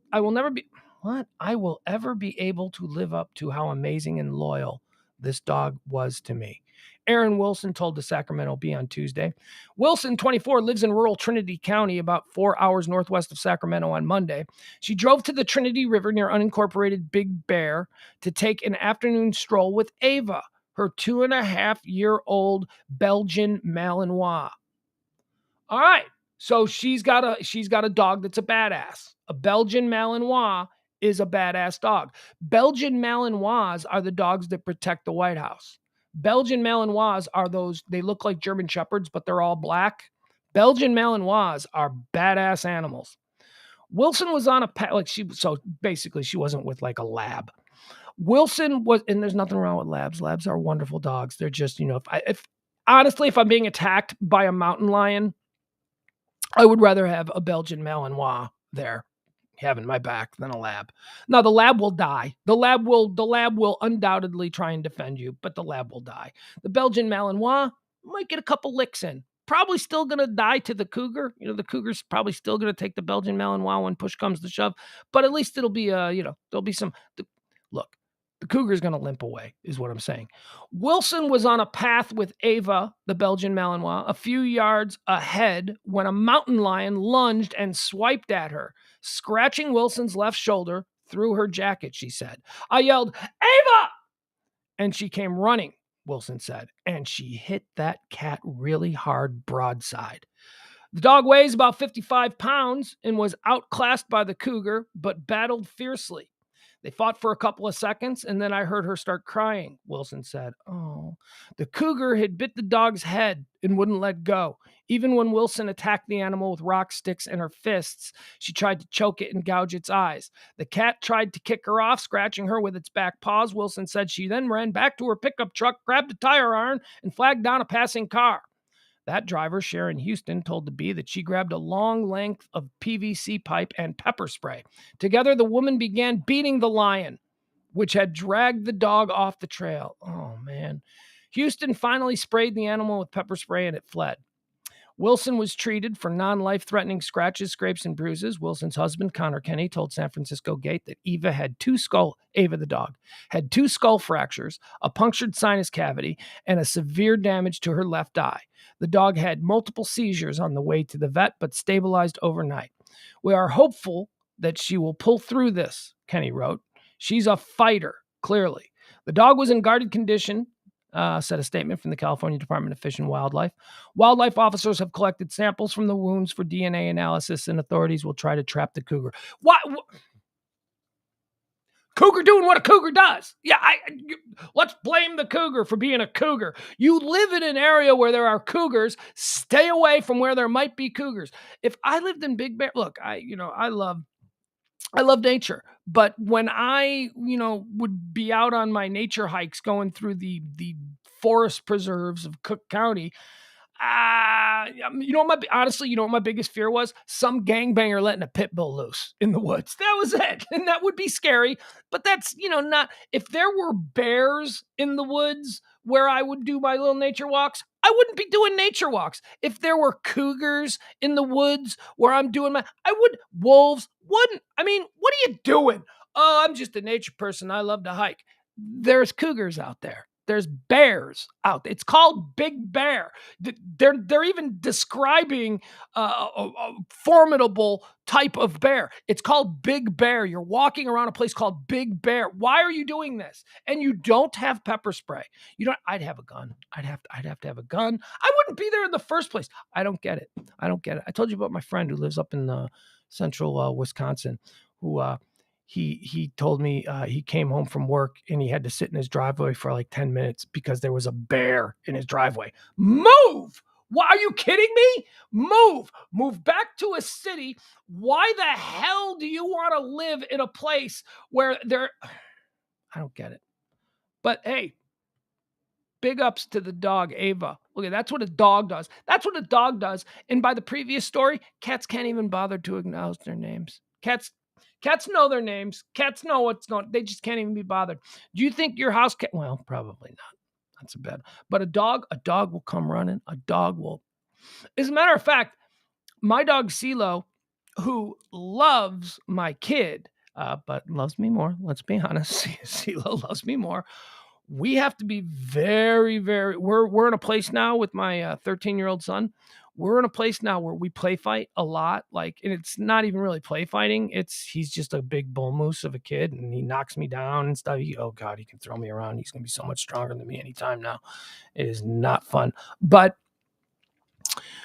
we can't do it around the dog. We have to close the door. I'm like, okay, stop. Close the door. Make sure that CeeLo doesn't get in here, because CeeLo will be like, don't fuck with my guy. Hey, I love you, kid, but not with my guy. I'm taking his side. He's the one that gives me table scraps, not you. That's what dogs do. Cats can't even be bothered, according to a recent study out of Japan, to acknowledge their names. Can't even be bothered, but a dog will die for you. Here, look at this. Here's another one. Pets over kids. This is, so we're on a bit of a run here with Pet Talk. Welcome to Pet Talk, every Monday through Friday. Pets over kids. This is a thing that's happening with Gen Zers who are entering adulthood. Hold on, let's jump into the chat room. You never saw that video of that cat saving that little boy from a dog? No, I didn't, because it didn't exist. Tartan Sauce says, my cat acknowledges his name. He'll come to me when I call him, because usually it means something he wants. Yeah, Tartan, that's what I said. You got a can of tuna fish, and then the cat's all into it. But if you just want a little affection from your little furry friend, and you say, come here, I'm feeling down, I want you to come in. No, unless there's something in it for them. The cat will walk up to you and start rubbing on you, but because they want to be rubbed on. Cats won't just come and be near you because... Michelle, yes, it does exist. It does. There is one video, an anomaly situation of one cat. Okay. All right. Look, I will grant you, not all cats are created equal. Look, I don't want to offend anybody, because I know how people feel about their pets. Anybody out here offended by my take that dogs are they're just better things than cats. Cats are fine. Cats are cute. I like cats, but dogs are better things. Okay. They're just better things. And if you're taking offense at that, understand that you are the exception that proves the rule. There you go. Just walk around with that. Your cat is better. Your cat is not what I'm describing. See, now we're not arguing. Now everybody's happy, because I acknowledge that there are going to be exceptions that prove the rule. And you get to keep thinking that your awful little cat is something special. Happy? All right. Pets over kids.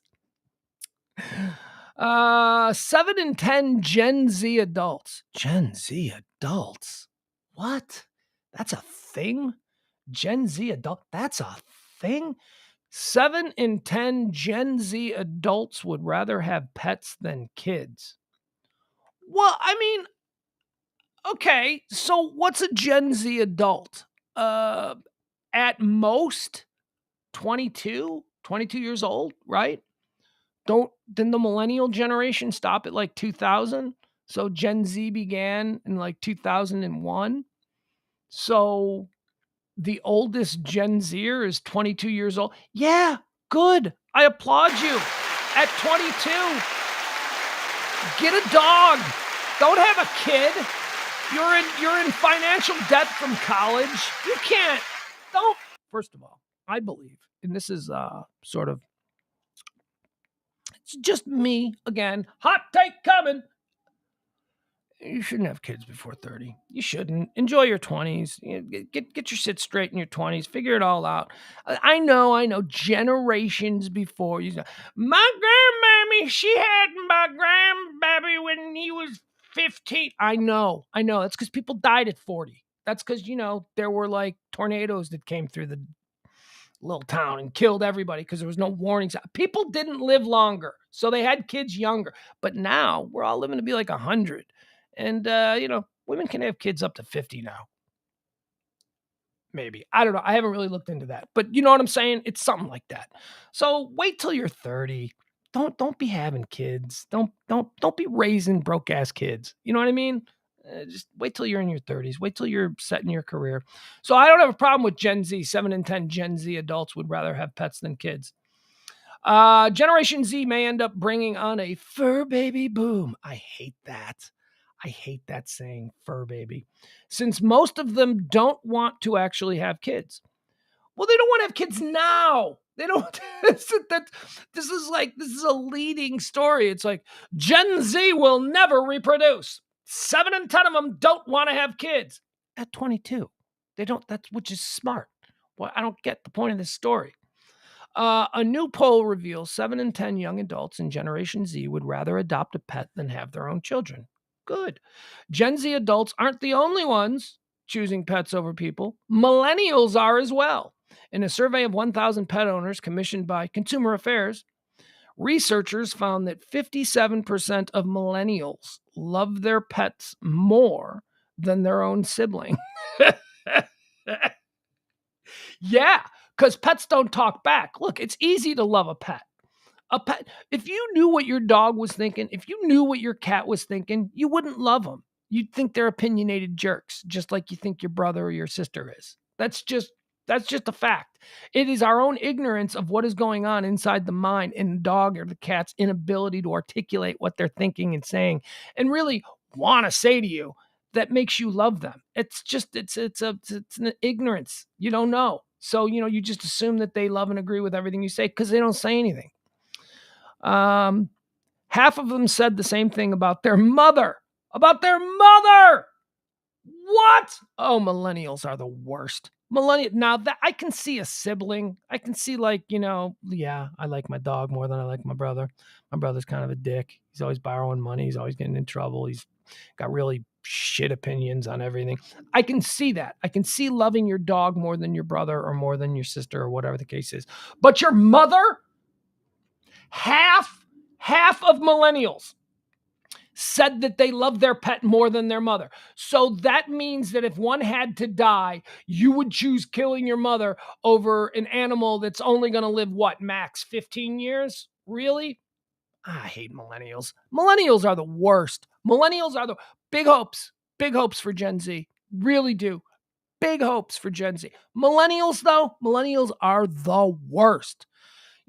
Say a lot of things about Generation X and about how we're the forgotten generation, but we raised millennials. We really shit the bed. We really Amber Hearded the bed with the millennial generation. Millennials suck. They really do. Never mind.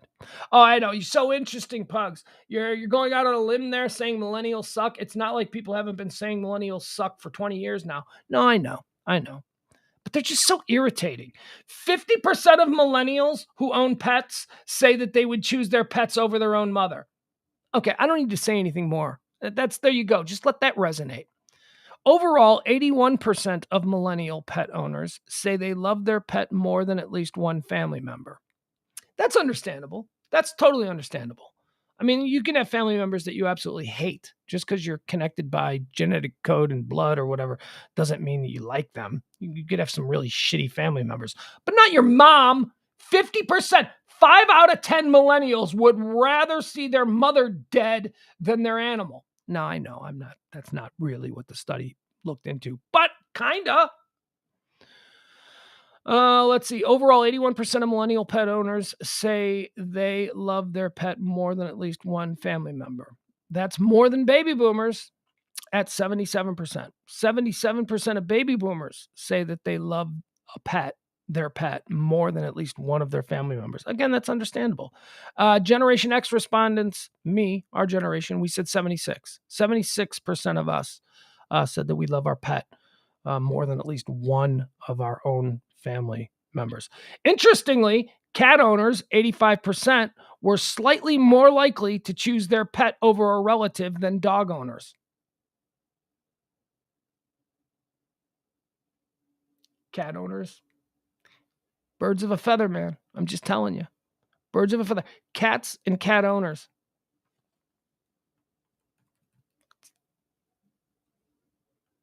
Although more millennials say they'd rather be people parents than Gen Zers, 58% of millennials say they'd rather be people parents, they still say they'd rather own a furry friend than become a parent. For comparison, only 48% of Gen Xers prefer a child-free life. Yeah, well, Generation X, again, you're responsible. We are responsible for the millennials. Mostly. I mean, Generation X is also responsible for a good chunk of Gen Zers, and there are some boomers who are responsible for millennials. That's to be sure. But there is crossover. But when it comes to taking care of our furry companions, millennials spend more than any other group to keep them healthy. On average, millennial pet owners budget $216 a month for their pets and spend roughly $198. Okay, so they budget $216, spend $198. Gen X adults only budget $161 a month and spend about $140. That's still a lot. $140 for a dog? You could just what do you mean budget that for your? What are you doing with your dog? What? Okay, so here's what. So you go to Walmart. You buy yourself that big giant like $50 bag of dog food. That'll last a month. That's $50. What else are you spending money on? Yes, okay, so the dog's got to go to the vet every once in a while, but that ain't monthly. Dog's got to get himself cleaned. Dog's got to get himself groomed. That ain't monthly, unless maybe it is. Maybe it is. I don't know. Not me. You wash your own dog. That's part of the fun of having a dog. You're washing him in the yard. He's full of bubbles. He does that shake-off thing. Everybody runs. It's fun. That's part of it. Well, whatever. Nearly half, 49%, would pick up a second job to pay off their pets' bills. And 46% would start a GoFundMe page. Oh, just stop it. Another 43% would sell their television. And 41% would sell their laptop. No, you wouldn't. No, you wouldn't, you lying sack of garbage. Oh, you would give up the internet for your pet? No, you wouldn't. That's where I draw the line. This is bullshit. This is a bullshit story. All right, let's move on. No, you wouldn't. You would not give up the internet. Sorry, millennials. I know you too well. You aren't giving up the internet for your dog. Rick and Morty is trending. Do you like Rick and Morty? Rick and Morty, very popular. A lot of people love the Rick and Morty. Rick and Morty is a spinoff of the Adult Swim classic. Rick and Morty is coming. This according to The Hollywood Reporter. Let me give you some details here. Take a drink.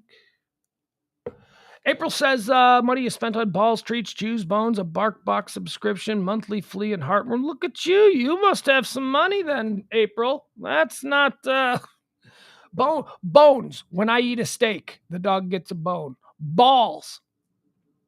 I don't know. We find balls, right? Tennis balls, whatever. You go out and buy specific balls. A bark box subscription. Well, that's rich people stuff. I love you, April. But that is rich people stuff. Or people who don't have kids.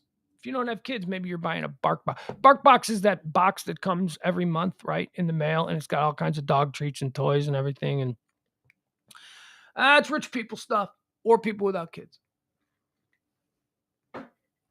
Rick and Morty anime spinoff announced by Adult Swim. Let's see what this is about. Adult Swim has ordered an anime project from director Takashi Sano, Tower of God, that's based on the Emmy-winning series, Rick and Morty.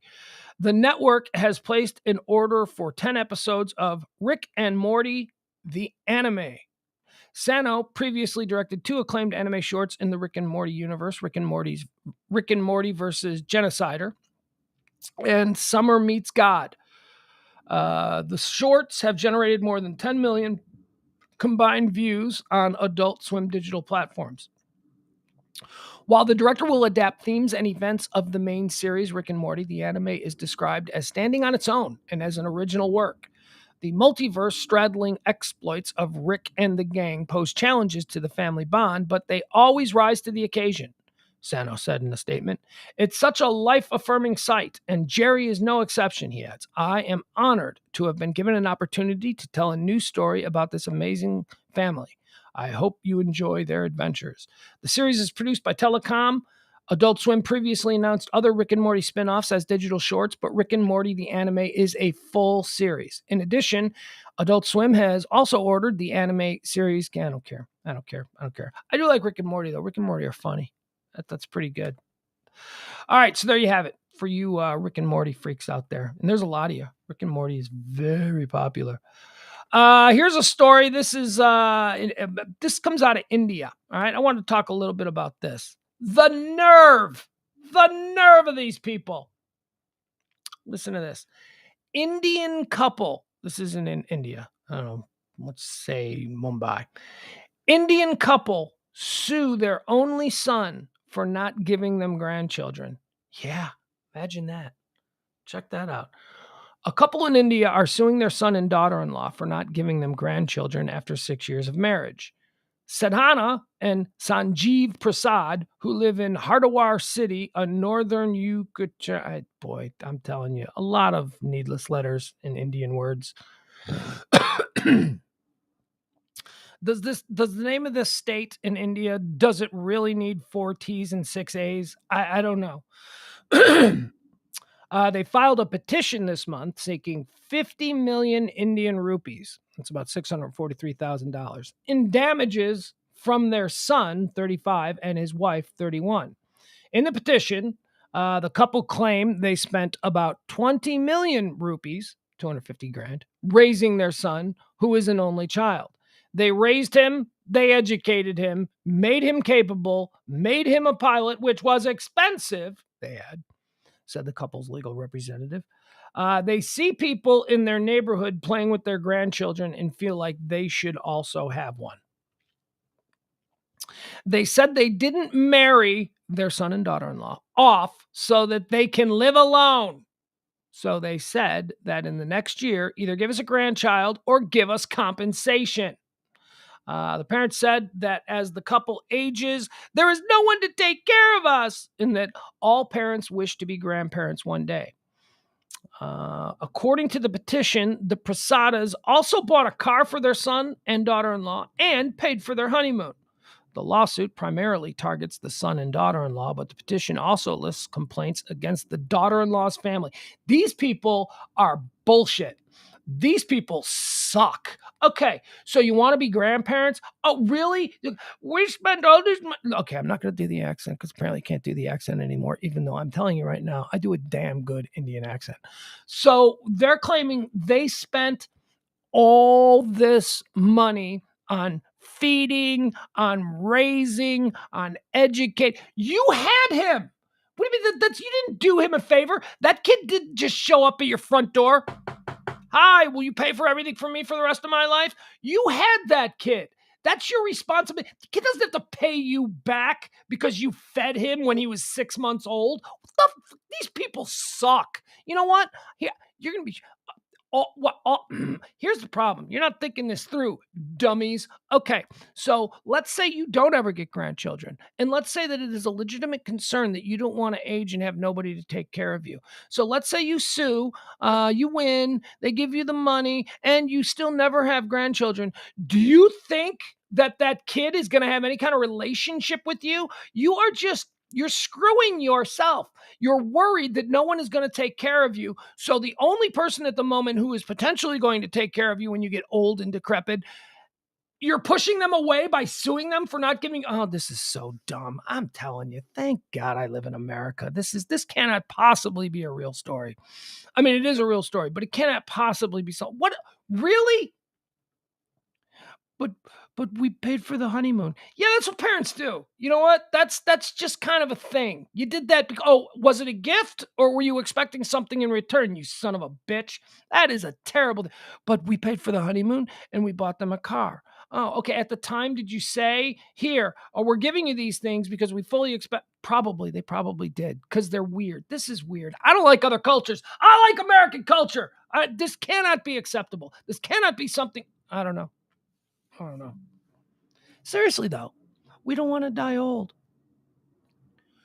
You only have one son. So you are basically setting up a scenario where the only son that you have that would take care of you when you're old is never going to want to have anything to do with you again because you're pieces of shit who sued him for 650,000 American dollars. Whatever. Chris Wallace is trending. Speaking of shitty parents, Chris Wallace had a shitty parent. Mike Wallace from 60 Minutes freely admits, yeah, I wasn't exactly a good parent to Chris. Chris Wallace was lured away from Fox News I don't know, maybe about half a year ago or something like that. And CNN Plus, you're going to be a big star on CNN Plus. You're going to be awesome. You're going to be, we're going to build all of CNN Plus around you, Chris Wallace. So leave Fox News and come on over to CNN. We're going to pay you all of this money, CNN Plus, CNN Plus, CNN Plus.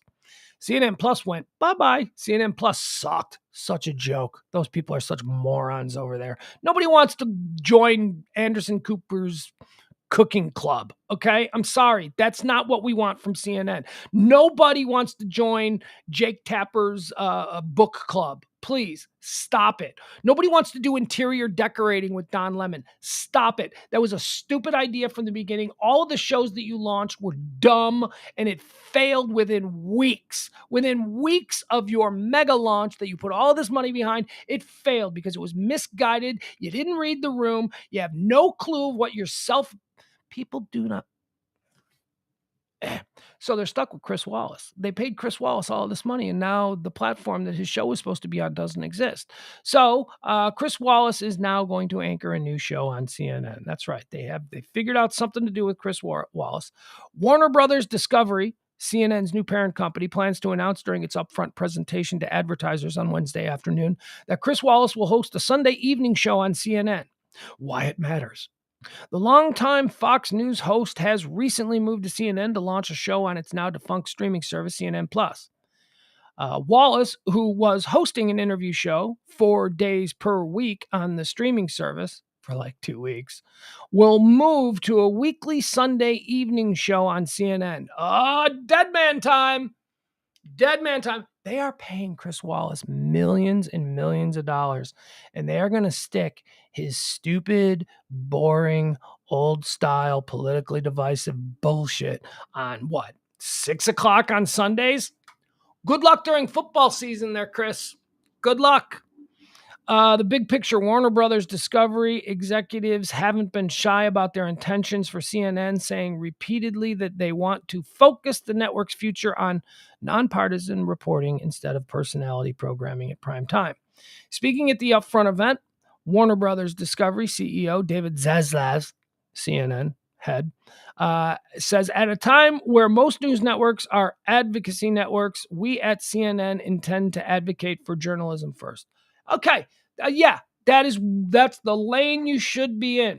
Everybody else is pushing an agenda. Every other news CNN, oh God, just forget about it. CNN, just get back to doing news. Just get back to doing news. If I want a 3-ring circus, I'll watch Tucker Carlson, okay?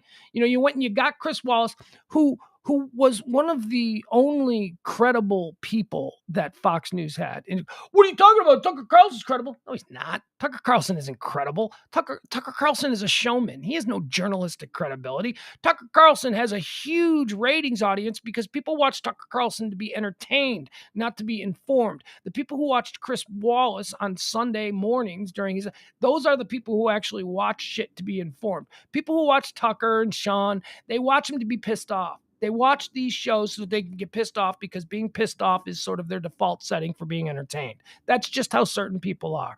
MSNBC is exactly the same thing. Pearl clutching bitches over at MSNBC. The Rachel Maddows, the Chris Hayeses, the Joy Reids, all these people do is just try and stir up their audience. CNN, do something different.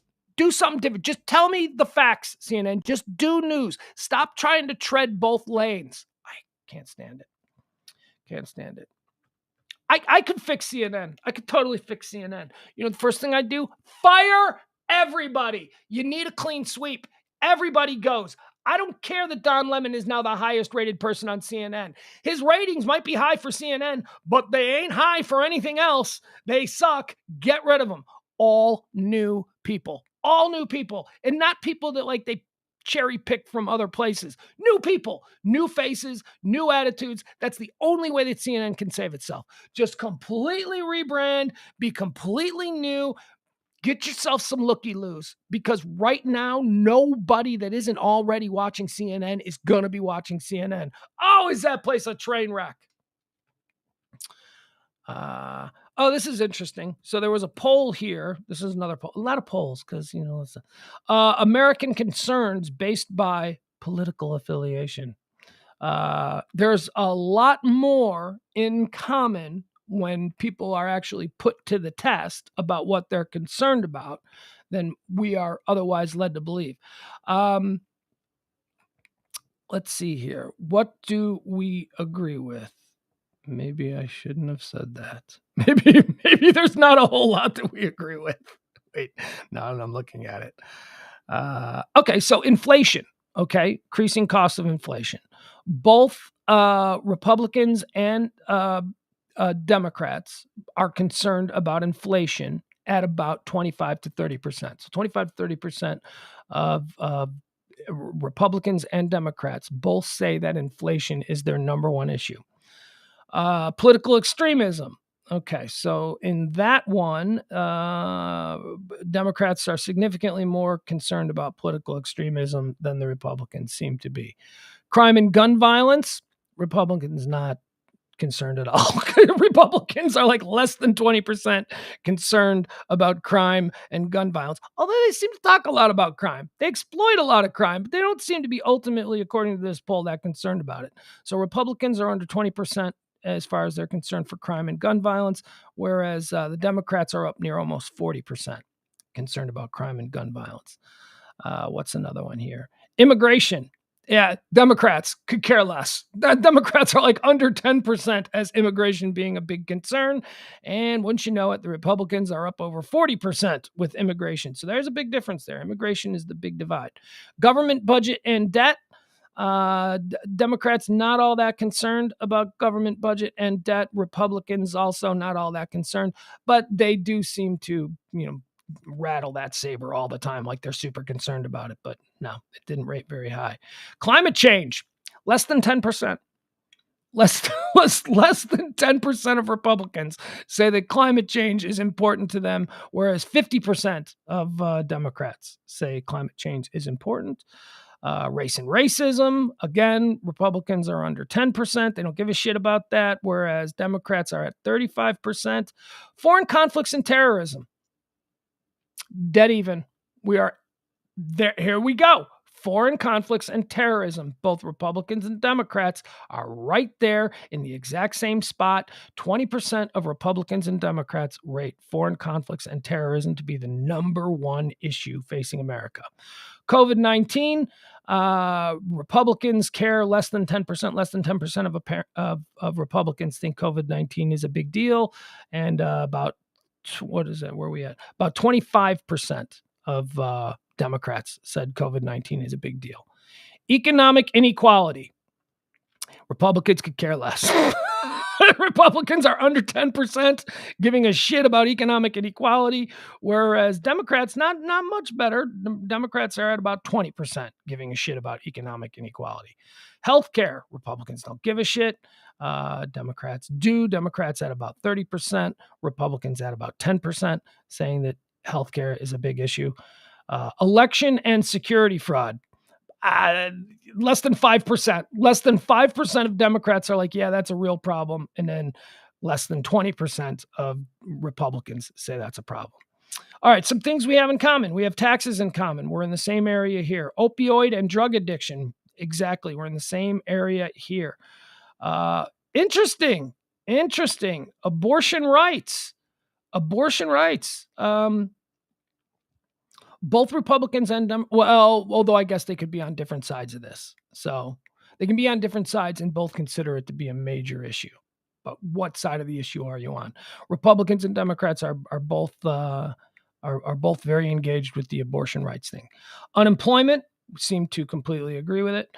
Yeah, there you go. All right, so there you go. So we do have some things in common. Terrorism. We can at least in this country still agree terrorism bad. Stop terrorism. Both Republicans and Democrats say terrorism is bad. What else do we have? Okay. So we're going to end with this one today. This one, I'll skip over that. We don't need that. I do want to jump in and see. Oh, wait a second. Or do we end with that? Oh man, I don't know. Okay. So I got to get out of here at 2:00 today because I've got to go out and got to go to a jet ski shop. And I got to help you load a jet ski onto a thing, and then we got to take it back to the... Is it raining?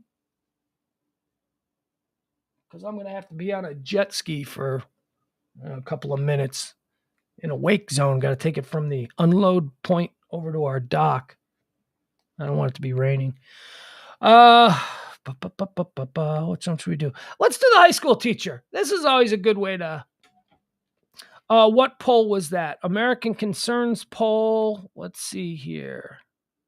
PBS.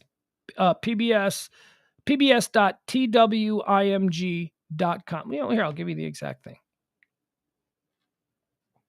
pbs.twimg.com/media/SF-PTW. It's crazy. Just go to pbs.twimg.com. See what you get. That's where the poll came from.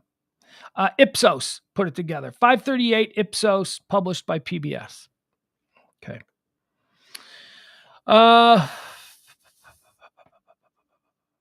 So the Chrisleys, Chrisley Knows Best. That stupid show that I've never seen, but for some reason I'm very familiar with because I don't know why. The Chrisleys are like in jail or going to jail. Whatever, bank fraud. They did something wrong. They're big liar cheaters when it comes to getting loans and all that stuff. There's a whole story about them. But, I mean, I can't get past that dude. I don't care how many kids he's got. I don't care how long he's been married. This Todd Chrisley guy, I don't care. Elton John was married, okay? Rock Hudson was married. You know what I'm saying? This guy, I find that to be so distracting about this guy.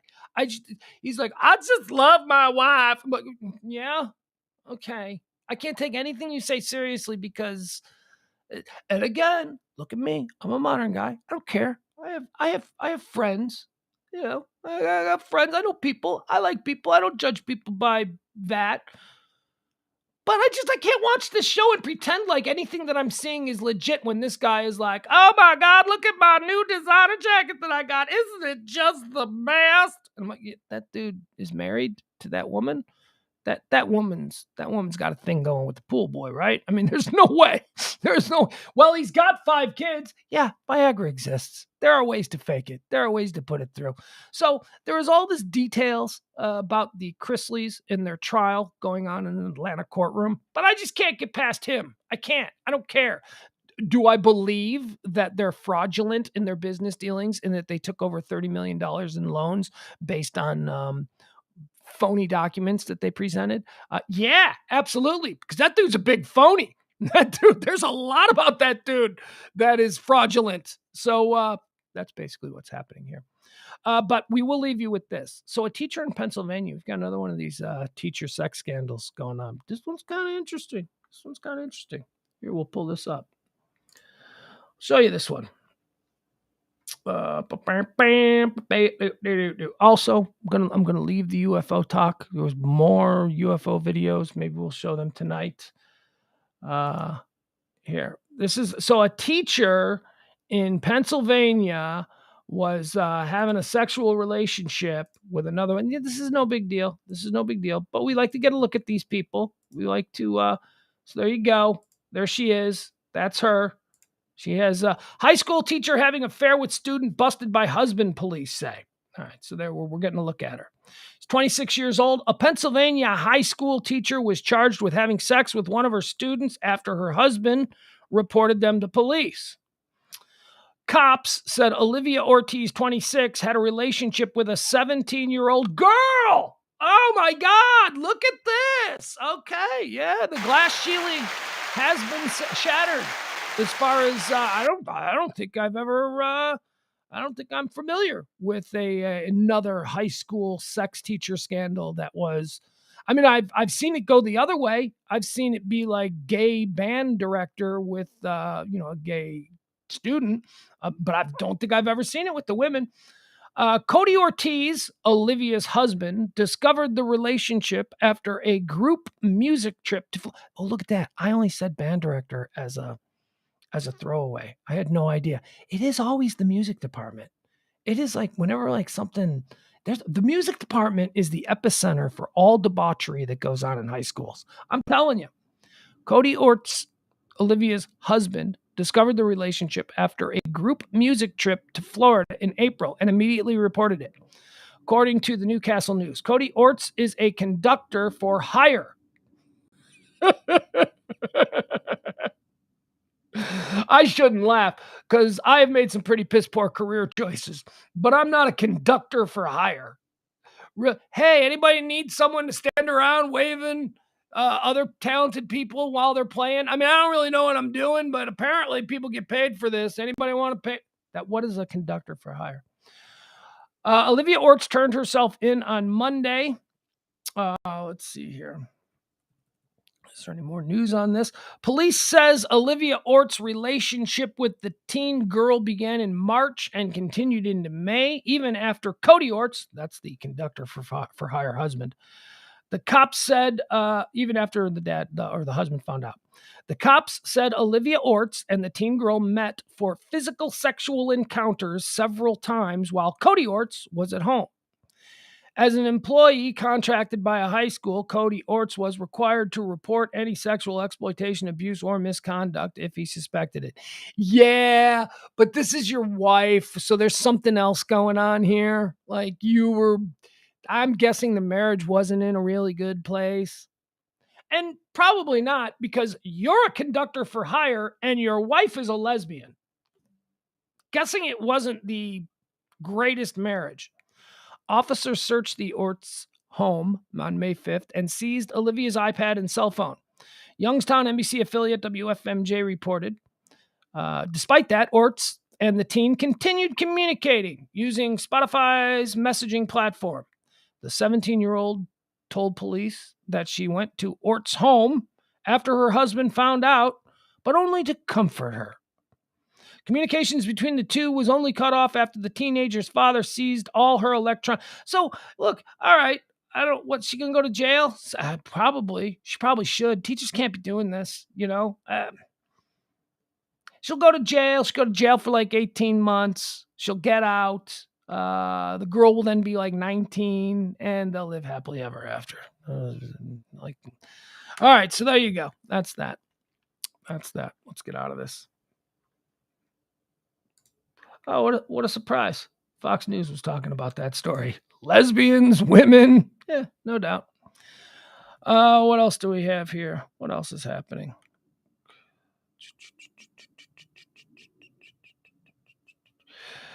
The Johnny Depp Amber Heard trial is still going on today. Cool. You know, whatever that means. I'm losing interest. I really am. I know I shouldn't be, because this is the good cross-examination stuff of Amber Heard. They're poking holes in her story, but, you know, what can I tell you? All right, let's see. Oh, sorry. I'm having a bit of an issue here trying to connect. Did we get knocked offline? If we did, that'd be fine, because it's 2:00 straight up. So, but I wanted to give a quick run through of trending topics again, just to see if there's anything new that popped up while we were doing the show. Let's see. Here we go. Look at what we got here. Madison Cawthorn is still trending. We talked about that. Dr. Oz is still trending. We talked about that. Soto. Will Juan Soto be traded? I don't know. I don't care. Martin Shkreli. Look at him. Breaking. Farmer bro. Martin Shkreli released from prison. We talked about that. George Carlin is trending for no reason. Just people wanted to make him trend. Velma is trending. Velma from Scooby-Doo, because Mindy Kaling's got a new HBO show or HBO Max show called Velma, where she plays Velma. Johnny Depp Amber Heard trial. Corbin Burns. Mark Cuban. Mark Cuban is still trending, although he seems to be dropping down. Howard Stern is trending, but only because he had Harry Styles on today. And Mount St. Helens. Okay, there you go, guys. We're going to wrap it up here today, top of the hour. We'll be back tonight at 9 o'clock for, Pillow Talk. Pugs and Parker proudly present Pillow Talk. Appreciate you joining me for today, as I do each and every day. We do this Monday through Friday at noon. We run through all the topics, the headlines, current events, pop culture, whatever it is the people are buzzing about. We try and give it to you right here every day in nice little bite-sized form. Tonight, coming up on the Pillow Talk show, Pugs and Parker proudly present Pillow Talk. What is my kid listening to? My kid is listening to music. Ay, ay, ay. What is it? Oh, he seems to be listening to a remix of Seven Nation Army.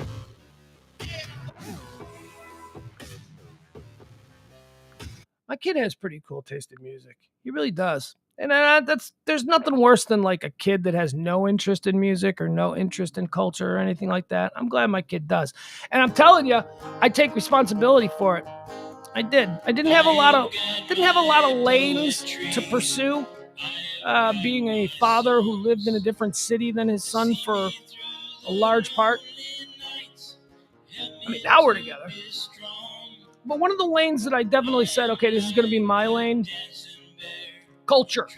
I'm going to make sure that my kid is cultured. He's going to know music. He's going to know film. He's going to read books. He's going to be interested in things other than just meathead bullshit.